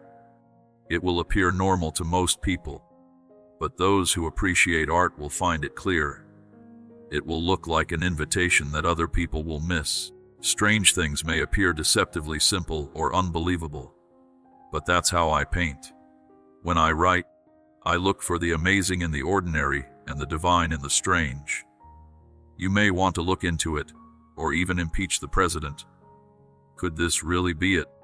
That being said, I want you to move by faith, not by familiarity. The most important thing is obedience, not ease of use or agreement. You might not have time to talk to anyone. You might not be able to bring all of your ideas with you. You'll need to pick quickly and walk with confidence for what I'm about to start. It's something I can say with peace, not perfection. Before you move around, Don't wait for all the pieces to line up. Expect me to show up soon. Look forward to the stillness inside you that tells you I'm there, and let it go while it comes. Even in the face of fear, embrace it. If it means leaving something behind for something else, that's perfectly fine. However, even if it didn't check every field, it makes you feel something deep down. This could potentially pave the path to your destiny, a divine setup that not only blesses you, but also sets you up for long-term change. It won't wait all the time, though. If you ignore this moment, it will pass you by. Like I said, I'm warning you in love. Do not wait. Do not try to talk yourself out of it. Don't ignore it just because it didn't show up the way you thought it would. I've been working on your spirit to help you see what other people will miss. It's now time to think about that process. You asked me to make a sign. I am. However, you must be prepared to follow my approach instead of your own. It costs money to obey, but it also pays off in praise. And what I'm about to tell you will have benefits that will last for generations after you. I understand the experience of enduring stress. You can hear the clock of the sector's hopes and fears ticking away. You feel rushed from all sides, with due dates, deadlines, and threats from the enemy that say, "You're going to walk out of time. You forgot about it. It's too late." That voice keeps telling you, trying to get you to hurry with things I haven't blessed yet. This voice is attempting to intimidate you into making decisions that do not involve me. That's not my voice. Listen up. That could be an addiction to 8 countdowns that are meant to drown out your confidence. The enemy knows that what I've planned for you can't be stopped. Instead, he tries to make you more scared. He wants to disrupt your focus and make you act out of fear rather than following a clear plan. He talks to you in your ear. You will lose everything if you don't do something soon. But I wrote the story of time. It's no longer important to me that clocks on Earth keep going. I don't need permission from the calendar to keep my word. I'm not late anymore. I'm not slow anymore. I'm very clear. Each time I've withheld something from you, I've done it for a purpose. This is what I did to finish it. My intention was no longer to reject you, but to empower you. Instead of infuriating you, I aim to fulfill your long-standing desires. I see the panic you feel when you compare your life to others. I've seen the spiral of thoughts that say you should be farther, faster, and stronger by now. But that's not how things are. It's really a strain. You can't always hold on to pressure either.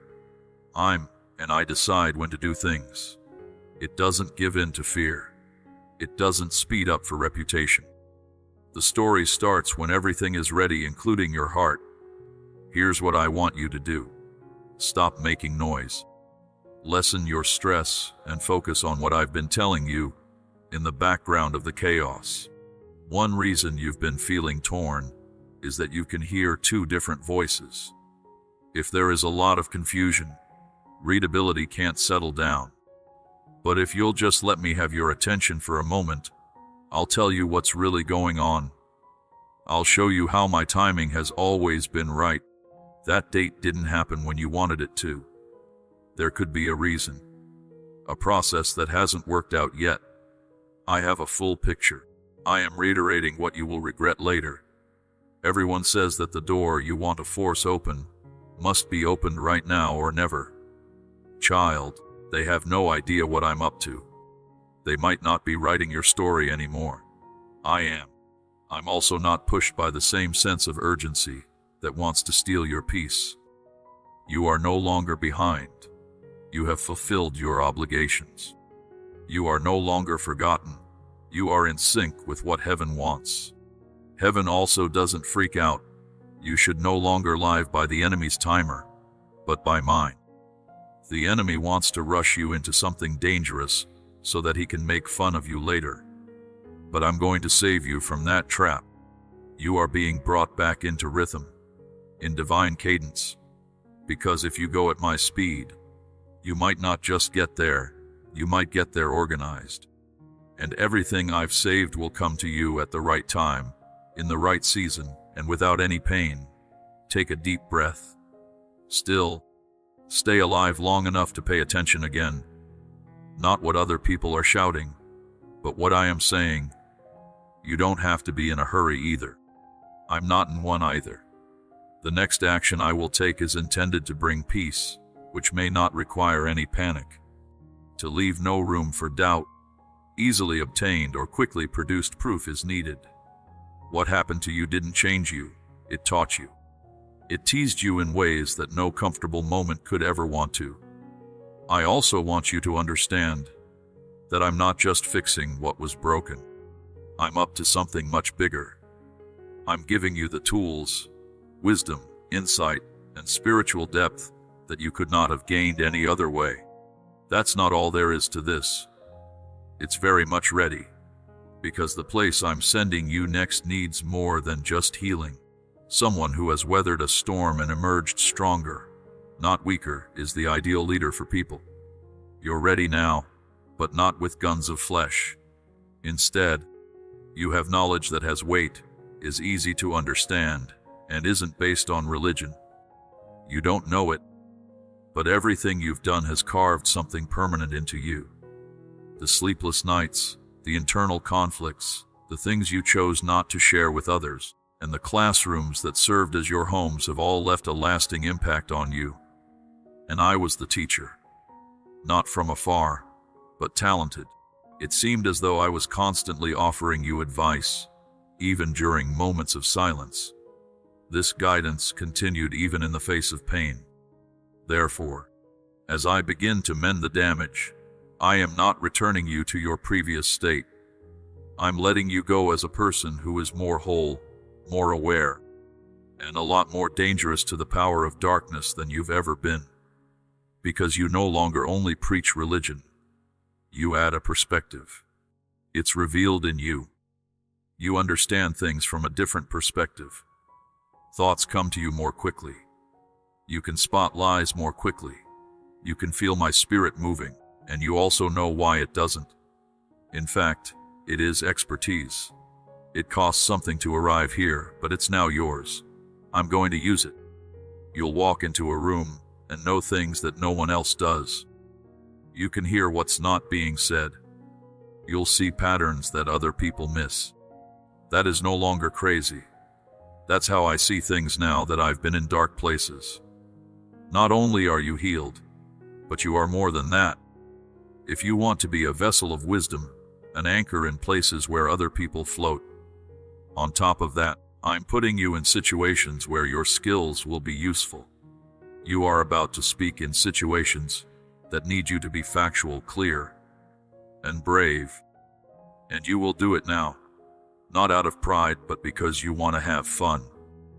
Not because you remember something, but because you go through it with me. That's why your words will be strong. There should be real authority, not noise or empty comfort. You ask me why I should go through so much. Here is the answer to your question about why I should go through so much. Because what I'm giving you couldn't be given to someone who hadn't been tested. When I build, I don't use shallow foundations. I build on those who stayed when things got tough, listened when it was quiet, and stood when it was easier to run. It is really you. That's why I kept you. This is the reason you're still here. I knew what you would grow into if I supported you through the most challenging times. You didn't just make it through. You got bigger. Now you have keys for other people. The places where you are bleeding right now are the places where other people will find healing through you.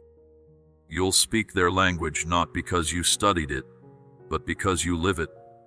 They may want to hear your voice because you look real. You will bring the weight of awareness to places where simple answers don't work. You successfully included the last phrase. I am writing a new phrase based on it, and the next part of your life will show that. Because I'm not just helping you get better. I'm letting you hit something. What I'm going to say next will get you ready for the platform you didn't expect. but have been planning for a long time. To be honest, there were times when the silence made you think I was gone. As your prayers went unanswered, and the presence you used to feel so strongly seemed far away, you asked yourself, where did he go? You thought maybe you did something wrong and are now being punished, forgotten, or skipped over. Though you didn't see it, I never left you. I never left you for a second longer. I used to be there when it was quiet. In the waiting, I used to be hidden. I wasn't making you pay for it. I was pulling you closer to me. Although it didn't seem like it, you were not left alone. You were getting lined up. This aligns with my timing and the facts I have, but it stays in sync with my voice and doesn't try to get my attention. It just waits for me to give up. I never lost track of you. I never forgot about you, even when you couldn't find your way. All the delays, detours, and unanswered prayers have led you to this moment, where I should have your full attention. You see, there are things I'd love to talk about with you. People don't really talk about where you're going, though. They discuss who you are. But the noise had to stop. The strife had to stop. The illusion you were using to keep it all together had to fall apart. And finally, you're still smart enough to really hear me. You are no longer looking for answers. You're ready to be shown something. That's what I'm giving you now. I didn't work for you as a punishment. I roll you for come on. My goal in drawing you through valleys has never been to keep you down. Instead, it's been to teach you how to listen to me at ground level, where praise or approval from others won't drown out my voice. This is because the depth I have been cultivating within you was not intended to be established through the mouth, which serves as the surface. The building was to be built where no one else noticed or cheered, but where I was quietly sketching out the plans for what is to come. I created some space around you so that you could realize I am enough, even when you feel like you have very little left. I left you alone to free you from the lies you didn't know you were living under. It wasn't abandonment, it turned into safety. I've been preparing your heart for a kind of closeness that goes beyond blessings, platforms, and results. It wasn't your performance or perfection that I wanted, I just wanted you. Raw, uncooked, broken, open, and finally available. That's the person I've been ready to talk to. That's why this moment is important.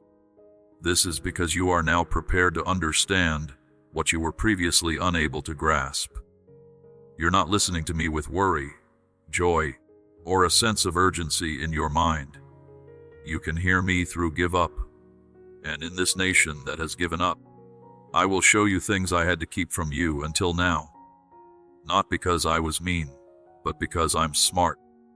There are some truths that are too important to tell someone who is still trying to win my love. You're past that now, though, and you can see that I chose you before you even said yes. I have been chasing you with kindness while you were walking with doubt. I need to make something clear now that we are face to face in this divine second. The delay, the detour, and the heartbreak are all valuable experiences. I will use everything that brought you to me. Breathe deeply, release the guilt, and cease believing that you were ever alone. What I am about to say will begin to address every area you believed was completely neglected. There are individuals you have diligently strived to safeguard directly. Your story deeply wounded them. You guessed that they would be part of the future I described to you. To be honest, you made room in your heart and plans, wondering if they were a part of what I was building. They moved apart over the years, though. Some quietly went away. Some left in a mess. Still, some people may be physically close to you, but are spiritually disconnected from your beliefs and values. I know it's awful for you. I know it made you doubt your worth and your judgment. Even my promise of loyalty has been tested. But I want you to pay close attention to the situation right now, without any doubt. Their absence doesn't mean you failed. It means I'm safe. That's not what I'm building for your lifestyles. And not everyone can walk with someone who has the form of anointing I gave you anymore. I respond to your calls for loyalty that remains steadfast despite challenges, vision that stays clear even in uncertainty, and humility that celebrates others without feeling the need to compete. Many people can't handle that kind of environment. And because I can see how everything will connect to other things, I let some connections fade. Now, I'm not going to punish you. I want you to hold the holy challenge I gave you. They might have kept you busy if they stayed. If they had stayed, they would have demanded parts of you that I need to save for later. Some people would have tried to change how you were identified by viewing you through the lens of their own problems. Some people may have tried to keep you stuck through the seasons, not wanting to accept the rising that was already happening inside you. Pay attention. You could feel the peace leaving. The resistance and distance you couldn't explain were holy signs that your paths were not aligned. And instead of forcing what I was freeing, I wanted you to contemplate how letting go was also an act of obedience. I know it felt like being turned down. I understood that it seemed unfair. But if you saw what I see, the hidden motives, the future conflict, and the religious differences, you would thank me for setting up the last doors. When I get rid of something, I always replace it with something that fits your destiny. Of course, I will send you new people who love you without a schedule, who have vision without competition, and who give without taking away. It's not like you've lost all of your friends. You're no longer interested in relationships that fit who you were, but not who you are becoming. And that feeling is no longer pleasure. It has become a mere habit. A new network is needed for a non-secular rise. There are calls for divine alignment in the future. The growing version of you will thrive only in environments that nurture what I have cultivated and do not stifle it. Don't say sorry for what I've pruned. Don't be sad about connections. I was there to protect your skill. You're not too much anymore.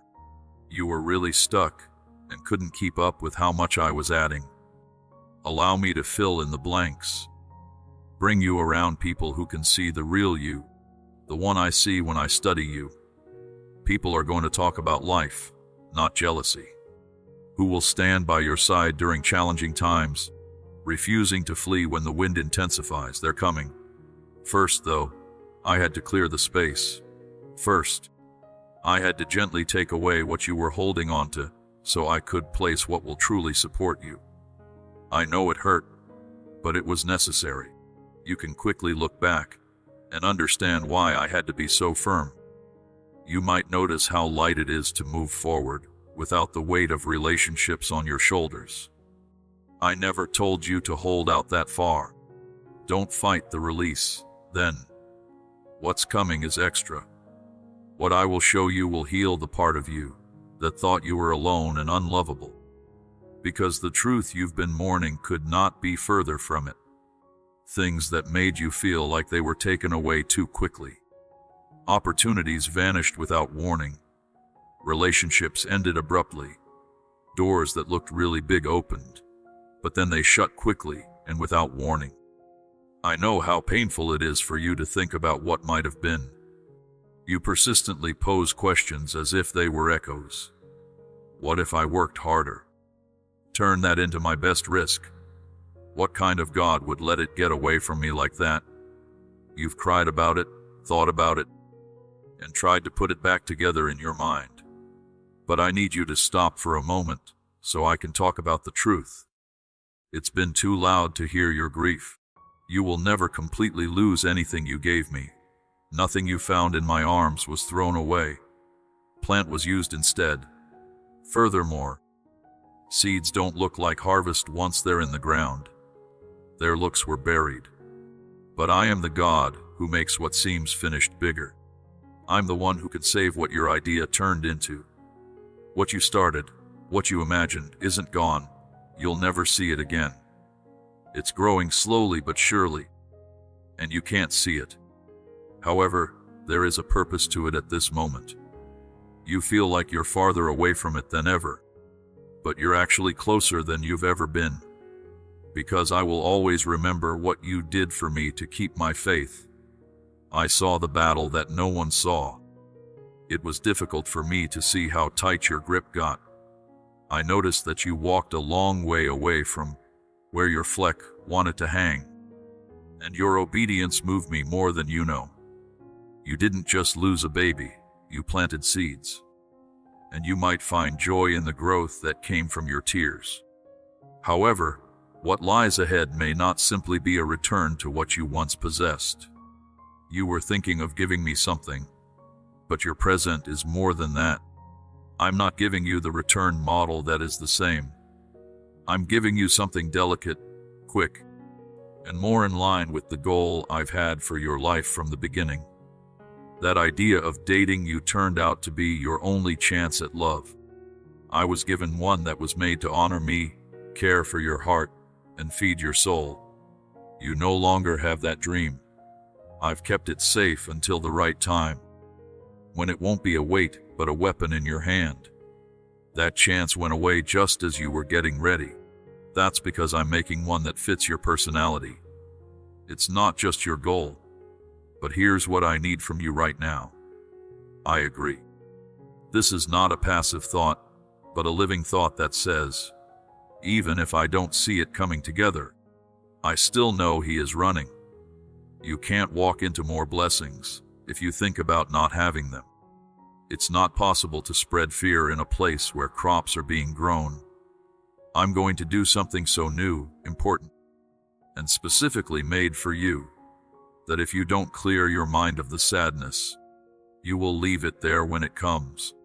I don't want you to miss what I can send by focusing on what didn't go back. It's really a lot better. Don't think about the loss too much. Begin getting ready for the event. No changes were made to your faith. It was done before you got to work on the next chapter. Now it's coming back, squished together, pressed down, and walking over. You have to be ready to get it, though. Now, don't be careful, believe in yourself. Because I'm not just giving you back what you lost. I'm making it better. I am enhancing it by increasing its purpose, peace, and goodness. The Navarov is already on its way. Deal with the need to be the first one. What I'm about to say will show you what you can easily receive from a God who multiplies what was willingly given up. There's been stress that you can't explain. The stress you experienced didn't align with your circumstances. You experienced fatigue that extended beyond your physical limitations. There was competition that seemed to become tougher, no matter how hard you tried. You've asked yourself, what did I do wrong? And you've wondered if it was something about you that caused the event to happen. It's possible that you weren't strong enough, pure enough, or reliable enough. But I would rather not hear that lie right now. There is no longer an attack on you because you are failing. You are being attacked because you were chosen. The weight of what I've placed inside you has made you dangerous in realms beyond mere sight. The enemy probably saw your skill before you did. He saw the power I put in your voice, the goodness of your intentions, and the danger to your obedience. He's been trying to distract, confuse, isolate, and wear you down the whole time, not because you're weak, but because you're good. That's why the wars have been planned. Does it hurt? It tried to get you to doubt what I had already shown. When you are distressed, subtle falsehoods insinuate that nothing is shifting, that your prayers are ineffective, and that your life remains unaffected by them. But kid, pay attention to me. Those whispers are a sign of impact. Hell invests time and energy in those who are dangerous. The fact that the pressure has grown shows that your anointing is almost ready to be released on every level. The enemy is scared. He's scared that you might become aware of who you are. This understanding will reveal the power you give when you pray. This understanding will help you remember that God is with you. You have been given angels, and the spirit inside you can't be broken. The attack did not occur until the right moment, as you were becoming stronger. When you started to align your will with your thoughts in more profound ways, your spiritual ears started to open. This is because the enemy can sense motion. He knows when the shift is going to start.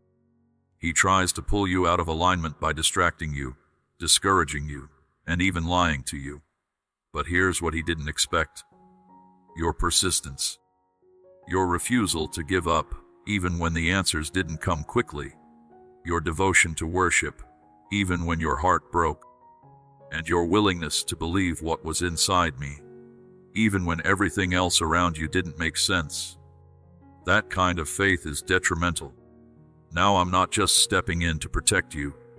I'm doing this to show you the real struggle going on behind the scenes. It's not just about stress. This isn't really taking too long. That is a religious battle meant to keep you quiet, passive, and out of line. But I might let that happen.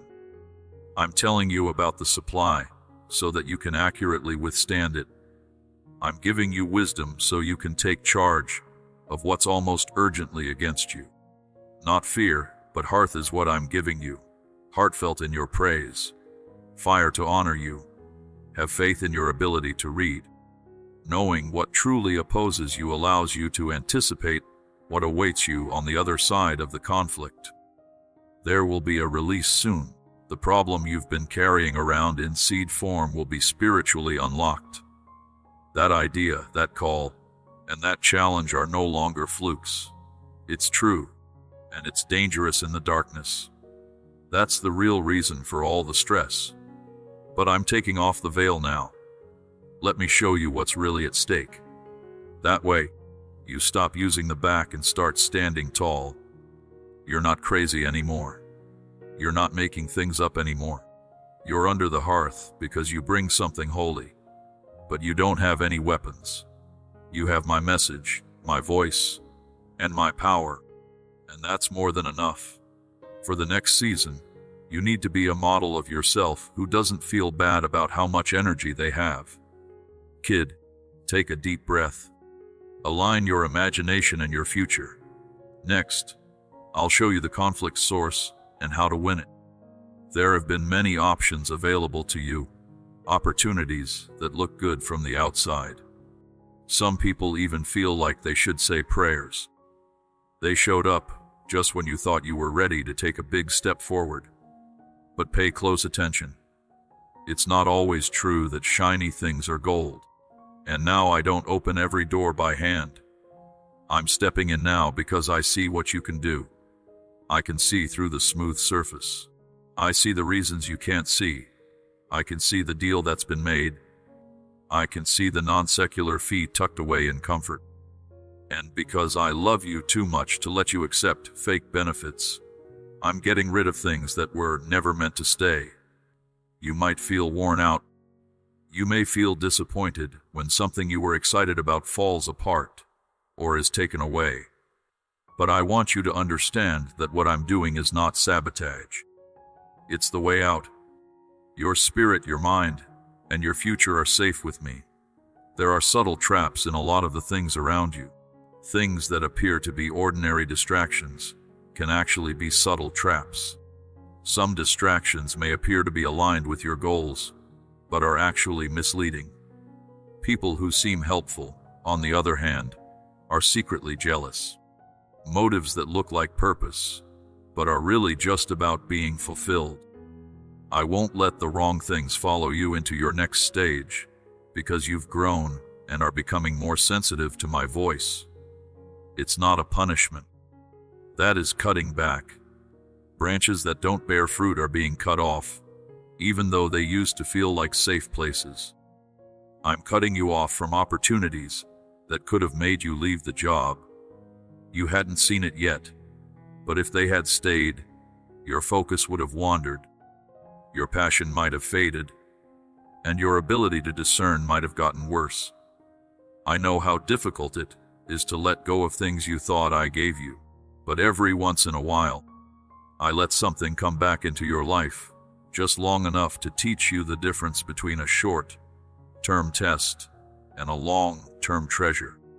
Now that you know the lesson, I'm taking it away, not to leave you empty, but to make room for what's real, what lasts, and what is definitely mine. Do not hang on to what I'm cleaning out. Be glad that something temporary is gone. You can believe in your future with me, even if you have mixed feelings about it. You might later appreciate my decision to remove what I am currently eliminating. What I'm about to reveal will require you to make assumptions. I won't introduce conditions that complicate maintaining your peace. It might not feel unstable when you walk on it. The message I send you will perfectly match what I said, who you are, and the path I've planned for you. You might not have to try to keep it. You shouldn't give in to protect it. Peace holds what's real for me. It is made up of affirmation without any doubt, and it enhances your relationship with me.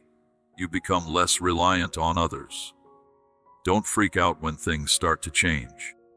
Don't think that just because something is taken away, you will go backward. You're no longer down. You're being sneaky. The extra is being cut down. The fakes are being thrown away. The noise is being turned down. After the noise stops, you'll start to see more honestly than ever. Your spirit will recognize the difference. Your heart will experience a sense of lightness. Your imagination and foresight will become better. And you will say, "Thank you, Lord, for not granting me what I desired, because what is to come next is unquestionably mine.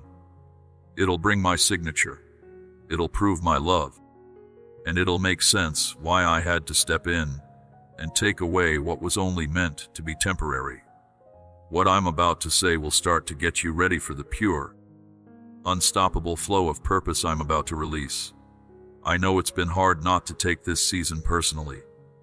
When things go wrong, when people leave, when progress slows down, the natural thought is, what did I do wrong? You've looked at yourself and wondered if I'm mad at you, if maybe something you can't even name caused my silence or my distance. But listen up, child. This isn't punishment. I'm paying attention to you, and my hand isn't extended in anger. I'm not trying to break you. I'm preparing to give you more than you've ever had. And before I raise, I refine. Before I grow, I purify. Before I give you the full extent of what I have promised, I make sure the muse is strong enough to hold it. You prayed for more clarity, more motivation, and more impact. I heard you and honored that prayer. But I can't give you more until I've made you work for it. That's what's happening right now. Not punishment, not critique, but reinforcement. I'm making your roots stronger, so that when the blessing comes, it won't fall apart under a weak floor. You see, calling is a burden that can't be borne by someone who is still clinging to something they should have released. This season has necessitated a release. That's why I've asked you to walk away from things that used to feel important. That's why some doors wouldn't open, no matter how hard you tried. Because I wasn't just protecting your heart, I was protecting your future. If I had let you walk into positive rooms without the intensity that the season is giving you, those rooms might have worn you out and suffocated your spirit. However, I cannot allow that because my love for you is too strong. So I have let pain not hurt you but shake you. Every late answer, long wait, and time when you felt invisible has been part of my plan. I have not stopped looking. I have been carefully watching over the system. You have been my teacher, and now it's time for you to learn the truth. I taught you to hear me over the noise, trust me when you can't see the way, and agree with me in words and actions. This kind of belief doesn't come from ease, it comes from getting across. You had to fight for faith at night and choose obedience in the morning, even when you didn't know. This is the time when I've been molding your character and challenging your boundaries. Now you're rising with something solid, based on identity, not emotion, and unchangeable by praise or rejection. Getting you ready for something bigger than what you asked for has been painful, but it has also been holy. So stop judging your adventure by how it looks. You're on a mission, and the stress you've felt shows that something powerful is about to stop opening. I chose you because I knew you would be the one to carry out something holy, an obligation, or an achievement that affects more than just you.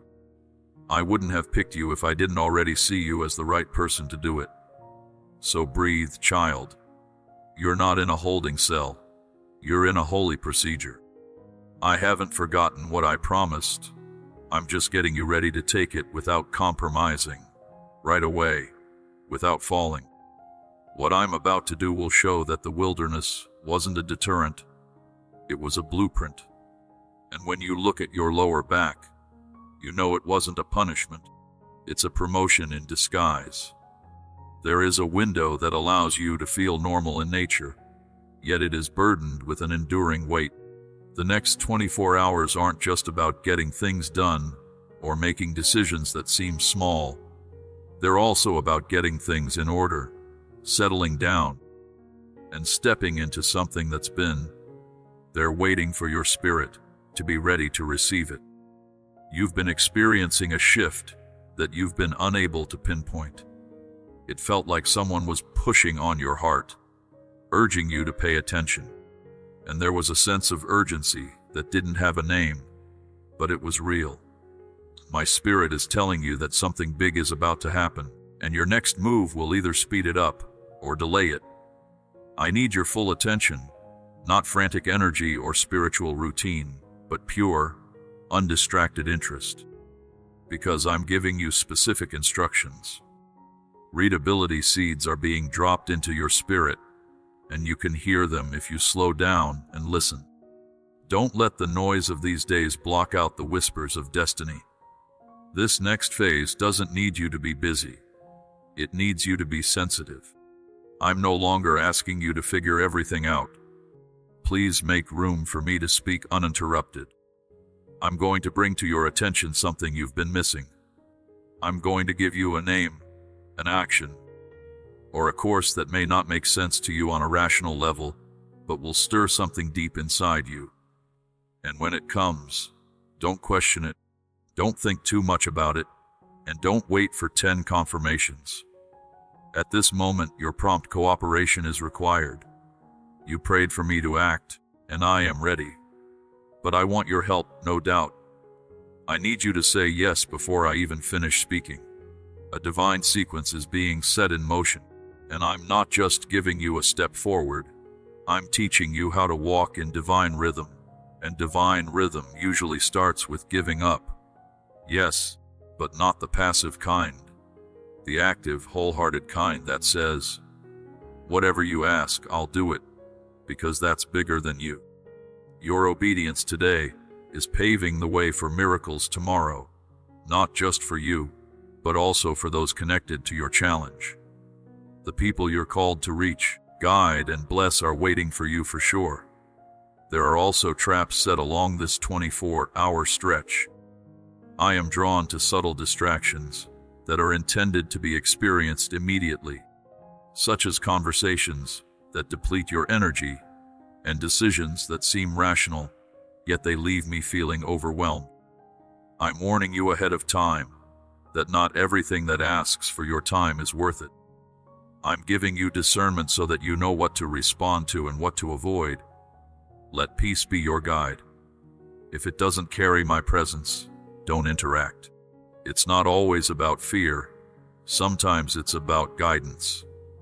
You are walking right into a divine hinge point where things change, not because of how loud you move, but because of how well your movement matches my voice. The idea I'm about to show you is as small as a conversation or an agreement, but it holds the thread that brings a whole promise to life. Watch for it. It will bring the weight of heaven, and your spirit will know it.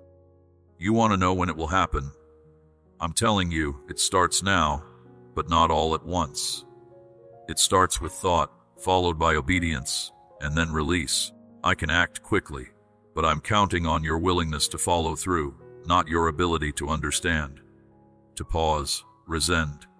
Ask me again. What are you saying now, Lord? What I show you in this short amount of time will not only easily change your direction, but it will also mark the beginning of something you believed would take years to achieve. You've been bearing a burden on your soul that is not your own. It was your shame that I never let go of, guilt from things you've admitted you did wrong, and responsibilities you never meant to take on. Somewhere along the way, you picked up burdens that were really obligations.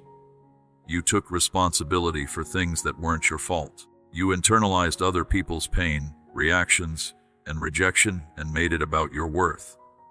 But, child, that's not from me. I don't use guilt as a teaching tool. I don't put shame on your shoulders to shape you. I convict to bring clarity. I correctly carry freedom. But what you feel in the back of your mind isn't correction. It's condemnation, and it shouldn't have stayed with you this long. I can see how it affects your thoughts. You ponder over past conversations, questioning if you expressed yourself excessively or insufficiently. You tend to over-explain yourself, seeking forgiveness for hurts you did not cause. The way you hold back from possibilities because a quiet voice tells you that you're not worthy, that you're not qualified, and that you're broken beyond repair. But none of these whispers come from my heart. Those are the accusations of a defeated enemy who wants to keep you locked up because of a past I have already forgiven. And now, I'm reaching into that invisible bag you carry and getting rid of what was never yours to keep. You are no longer meant to live under the shadow of regret. You are not defined by what they said about you after they were hurt. After giving up the chapter you've already given to me, you are not stained by it. My blood doesn't just wash away, it cancels. And once I set you free, no one in heaven or on earth can change my mind. But the prison door can stay shut if you keep thinking you belong there. That's the reason I'm speaking now. I need to permanently dispel that illusion. You're forgiven, you're redeemed, and I'm not holding back peace from you. You're trying to earn what I already gave you.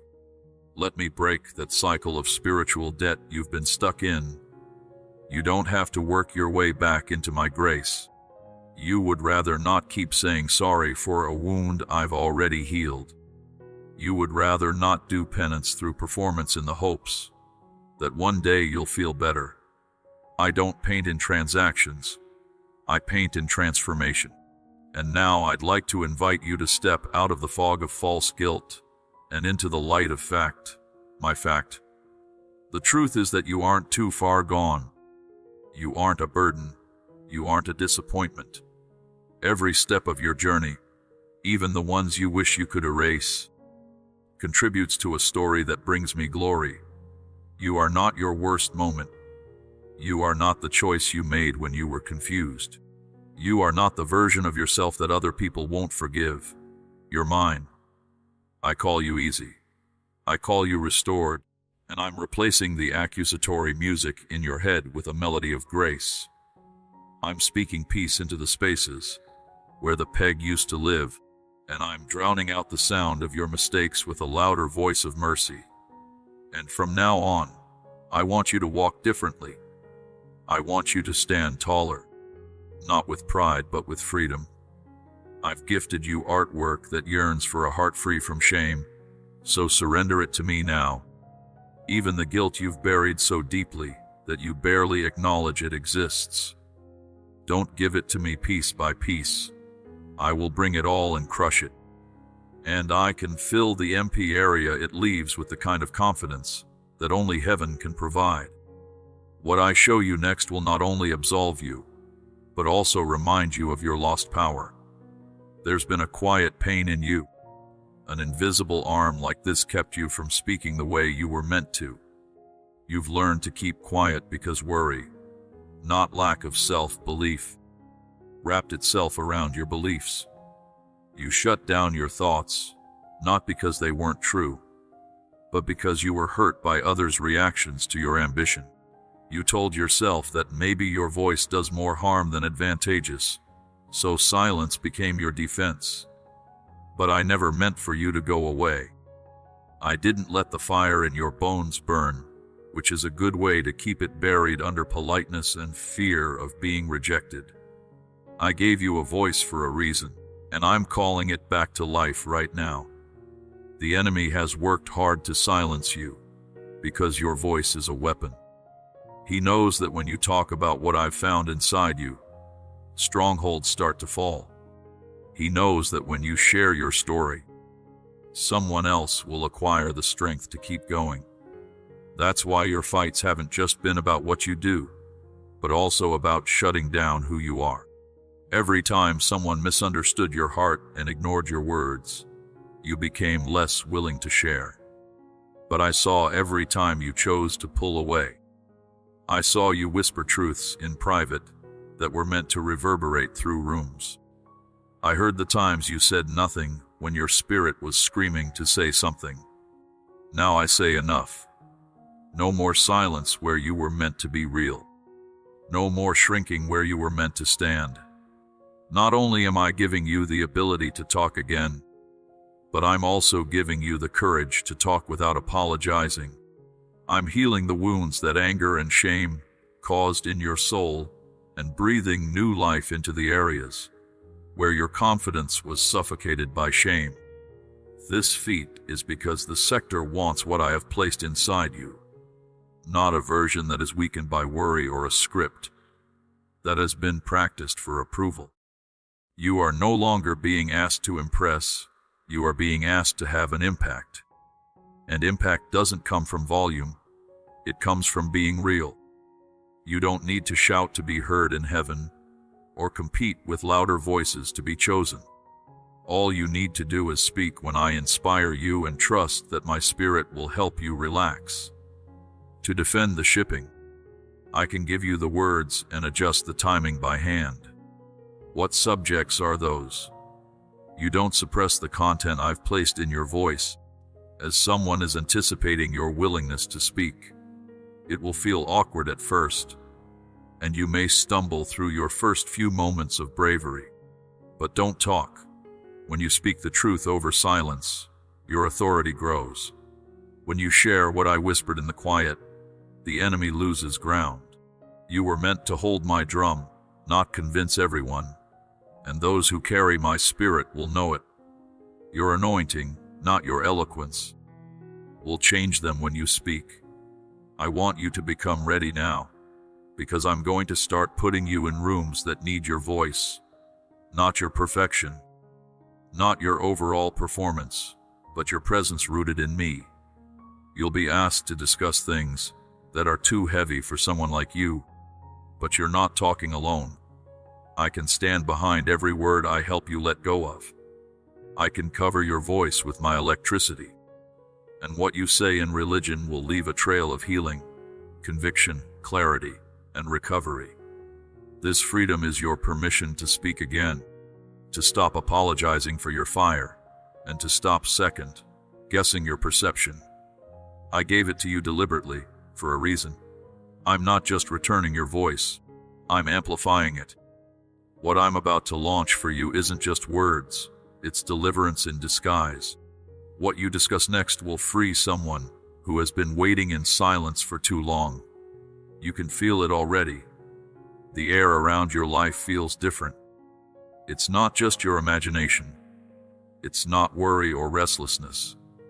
It's the movement of heaven, rearranging the parts you thought were still there. And even though you've prayed for change, for doors to open, and for answers to appear, I want you to know that this next moment will not come quietly. It will come with pressure, choices, and divine interruption. And if your posture stays stuck in the day before, you will resist what you have been praying for. At this point, alignment becomes more crucial than comfort, as you are in a state of constant motion. And I want you to be in a position that fits what I'm about to pour out.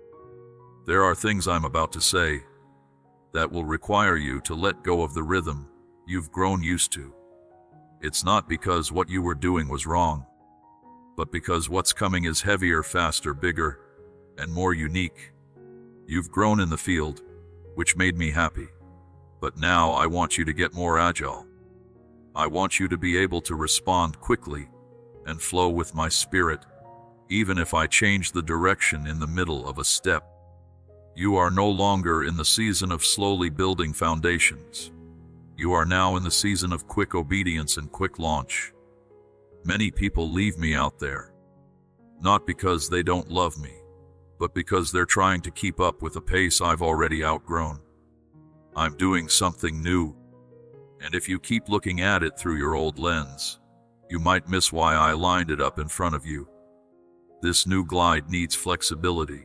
It requires a type of acceptance that does not require seeing the entire picture before taking action.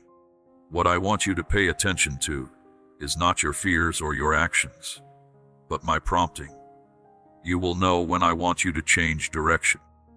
Relationships you'll want to reevaluate. Places you used to go that now don't feel like home. Things you used to put up with that now make you feel disturbed. That's not confusion, it's clarity. I'm fine-tuning your spirit so you can decide right away. And it is essential that you don't ignore these nudges.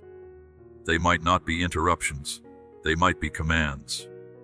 Every change in a non-secular environment brings both opportunity and competition, which is why I'm warning you now. Don't be surprised when the resistance points up next to the release. The enemy knows what's coming for you, even if you can't see it. That's why distractions will get worse, and some voices you know will suddenly become alive or bloodless. That's why even your mind will try to talk you out of what your spirit knows is divine. Yidrid said, I've trained your discernment for this very hour. Pay close attention to styles that go back on the cover, cycles that seem to heal but then knock again, delays that try to look like knowledge. You don't need to question what I've already said. You must align your actions with the reality I instilled in you. Now is not the time to go back and look at what I shut down. Opening doors that prevented you from becoming stuck is not always the right time. What I'm bringing now needs a space. So if something seems important and could be threatening your peace, press pause and ask me. I can no longer confuse you. I can offer you insight right away while your posture is surrendered. Some people might not notice your sudden movement and might say you're converting too quickly. They will question the timing, the path, and the urgency. However, they were not present in the mysterious place where I whispered this change to you. They didn't see the plan. I confirmed you in prayer. You don't need their permission to follow me. What topics do you agree on regarding my pace? When you align yourself with my spirit, you will reach destinations that years of hard work shouldn't have brought you. Now I ask you, will you shift with me? Will you agree that this speeding up is for your benefit? Will you let go of control so that you can grasp what can only be caught in motion? Because what is happening is time sensitive. If you remain in your comfort zone, you will miss the opportunities I intended to release by letting go. However, if you join me now, you will witness the ground beneath you transform in recognition of what I've discussed. Your search has been for dramatic, expected signs that shake the ground and divine moments that look like they'll happen before anything else. However, I want you to slow down because what I am currently doing is concealed in the simplicity of everyday life. The next miracle might not come in the form of lightning. It will show up as a small challenge, an opportunity missed, or something you normally come across. That's how I flow when I'm planting deep roots slowly, deliberately, and without putting on a show. But if you only look for the big, you'll miss the sacred. I'm speaking through the silence. I'm moving through everyday life. In order for supernatural things to happen in your everyday life, you need to pay attention to more than just what grabs your attention. You need to pay attention to what seems to be going on beneath the surface. I'm sending you someone who doesn't have a title or a spotlight, but someone with a key. They bring you something, but it's not in their hands. You won't understand it unless your heart is humble, which is why I keep teaching your eyes to see past the surface, to focus below the words, and to value presence over presentation. Some of my best movements begin in back rooms, in whispered prayers, and in the ignored signs of obedience.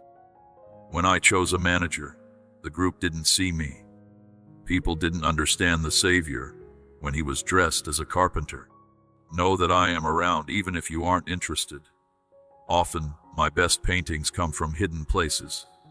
I've seen you brush off things as too small, an idea, a conversation, or an invitation. But what seems small to you has a lot of weight in mine. I don't need a scale to move mountains. I need your agreement. There may be a seed I found in your spirit, a vision, a thought, or a stirring. And even though you've doubted its importance, it hasn't left you. That's one reason. It keeps coming back not because it's stubborn, but because it's holy. What you call a spark is more like a flame. I've kept it safe, and I'm ready to fan it if you can take it seriously. You don't need any more proof. You should know that what you already do isn't always a coincidence. It's planned. I'm not asking you to build something big overnight. I'm asking you to treat the little things with respect. How you handle the little things shows that you're ready for bigger things. Can I trust you to value what doesn't seem impressive? Can I trust you to talk life over what hasn't bloomed yet? The field is yours. The harvest will depend on how you care for what doesn't seem like much right now. I'm calling you to look again.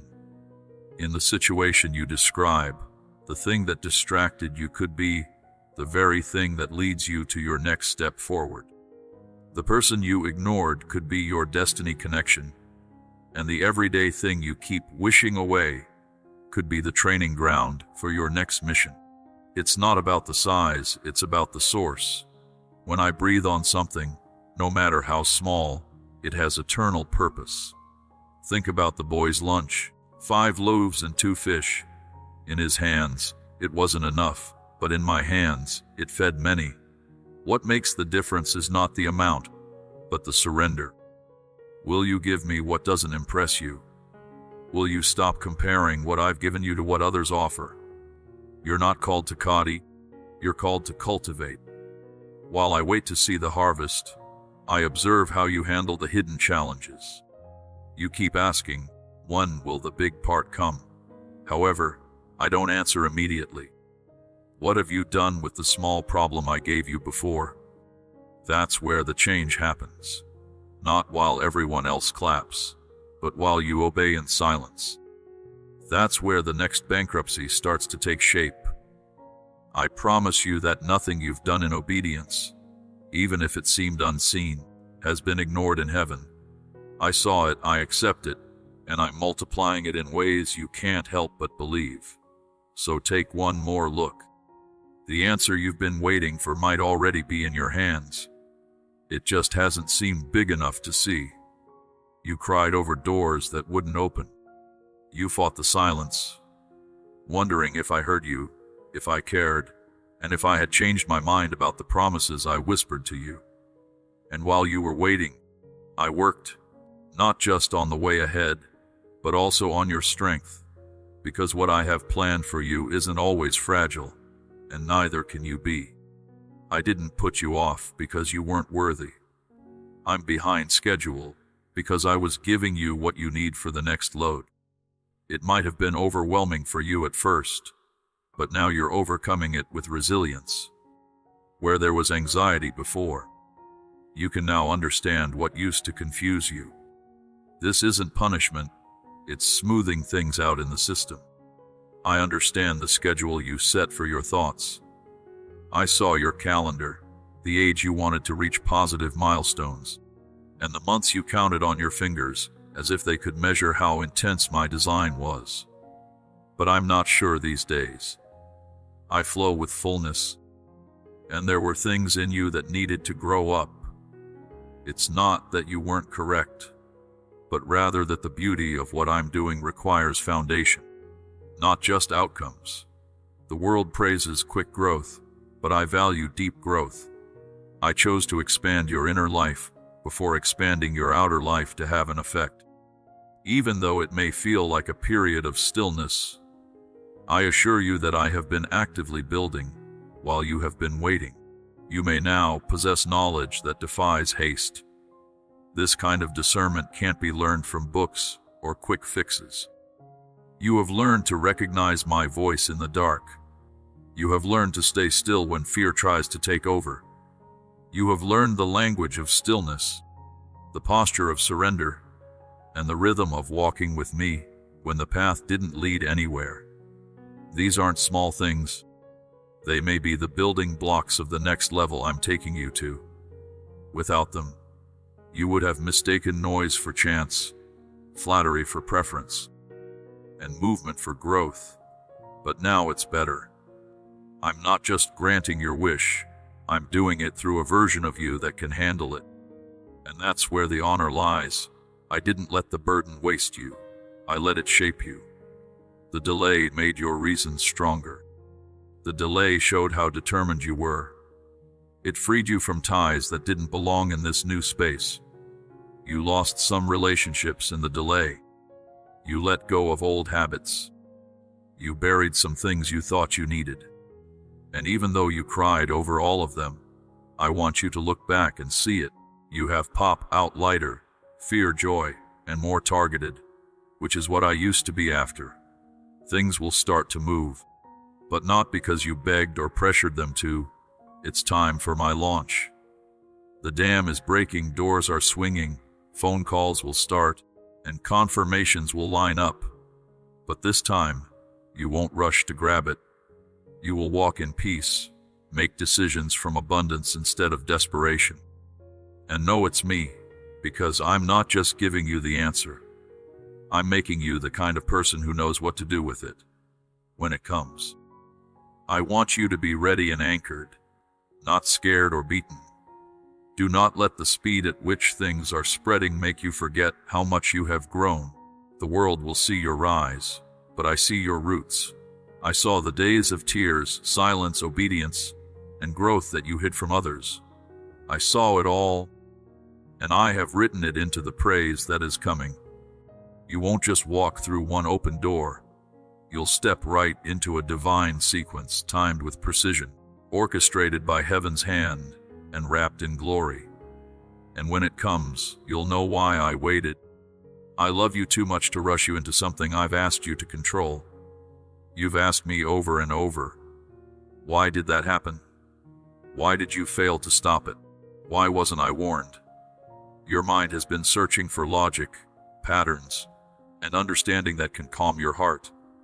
But not all answers can be found in words. For some solutions, you can't get them until you've grown to a size where they can hold their full weight.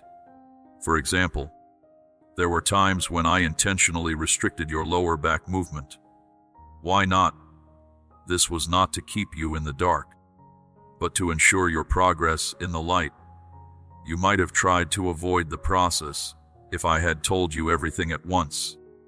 You might have skipped the lesson, or even turned down the blessing that came in a way you didn't expect. I'm not hiding the truth from you. I'm just giving it to you gradually. Real change doesn't occur through information.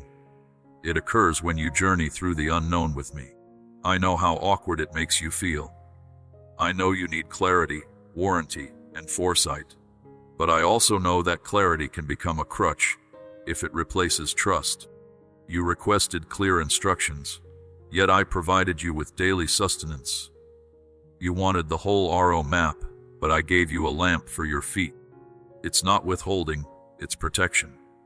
If you were presented with everything at once, you might attempt to alter it, engage in excessive contemplation, and begin to rely more on your own understanding rather than my guidance. And I'm not making a robot follower. I'm making a toddler who can walk through faith, and not by sight. There were battles I let you face without explanation, because what you gained, the anxiety, resilience, authority, and discernment, could not be given through comfort. Pain taught you what peace is. Unhappiness showed me how much you want me. Bull showed me the layers of happiness you didn't know you carried. I used every unanswered second to shape your person, not your comfort. As I prepare myself, you should not simply enter with a promise. You should bring strength tempered with integrity. And that kind of adulthood is easiest to bring to me when you're in a hurry and don't have all the answers. I did not squander a single tear, scream, or instance in which you believed I was silent. I was present, instructing your non-secular ear to comprehend me beyond mere emotion. I was there shaping your ability to go through things when the path didn't make sense. I let some doors stay closed due to the room underneath them, which might have drowned out your calling. Some of you missed it, but every no turned into a safe word. Every delay turned into a divine realignment. Every lonely night turned into a deeper invitation to know me, not just as a company or healer, but as a friend, father, and the person who sits with you in the unexplainable. Now that you're here, more fragile than before, can you see the fruit of these unanswered questions? Look at the strength in your voice, the knowledge in your discernment, and the intensity of your compassion. These did come with ease and patience. And what's even more beautiful is that they made room for revelations you weren't even looking for. You gained insight that textbooks can't teach you, and you received intensity that sermons alone can't provide you. All of it came from walking with me when the path didn't make sense. Soon I'll start to reveal the reasons. Not suddenly, but just enough to make your heart sigh with relief. Some answers will come in the form of hindsight, others in the form of joy, and you'll carry them with you into eternity, where the whole picture will be revealed. I'm no longer silent. I'm sovereign. I'm no longer absent. I'm intentional. But for now, I want you to stay anchored. Even if the pieces haven't been put together yet, stay close. Z smooth. Stay yielded, because your story is still unfolding. What looks like a mystery today could be your ministry tomorrow. The parts will eventually fit together, not only to explain what happened, but also to praise what I built in you, while you were unaware that I was still writing. Amen.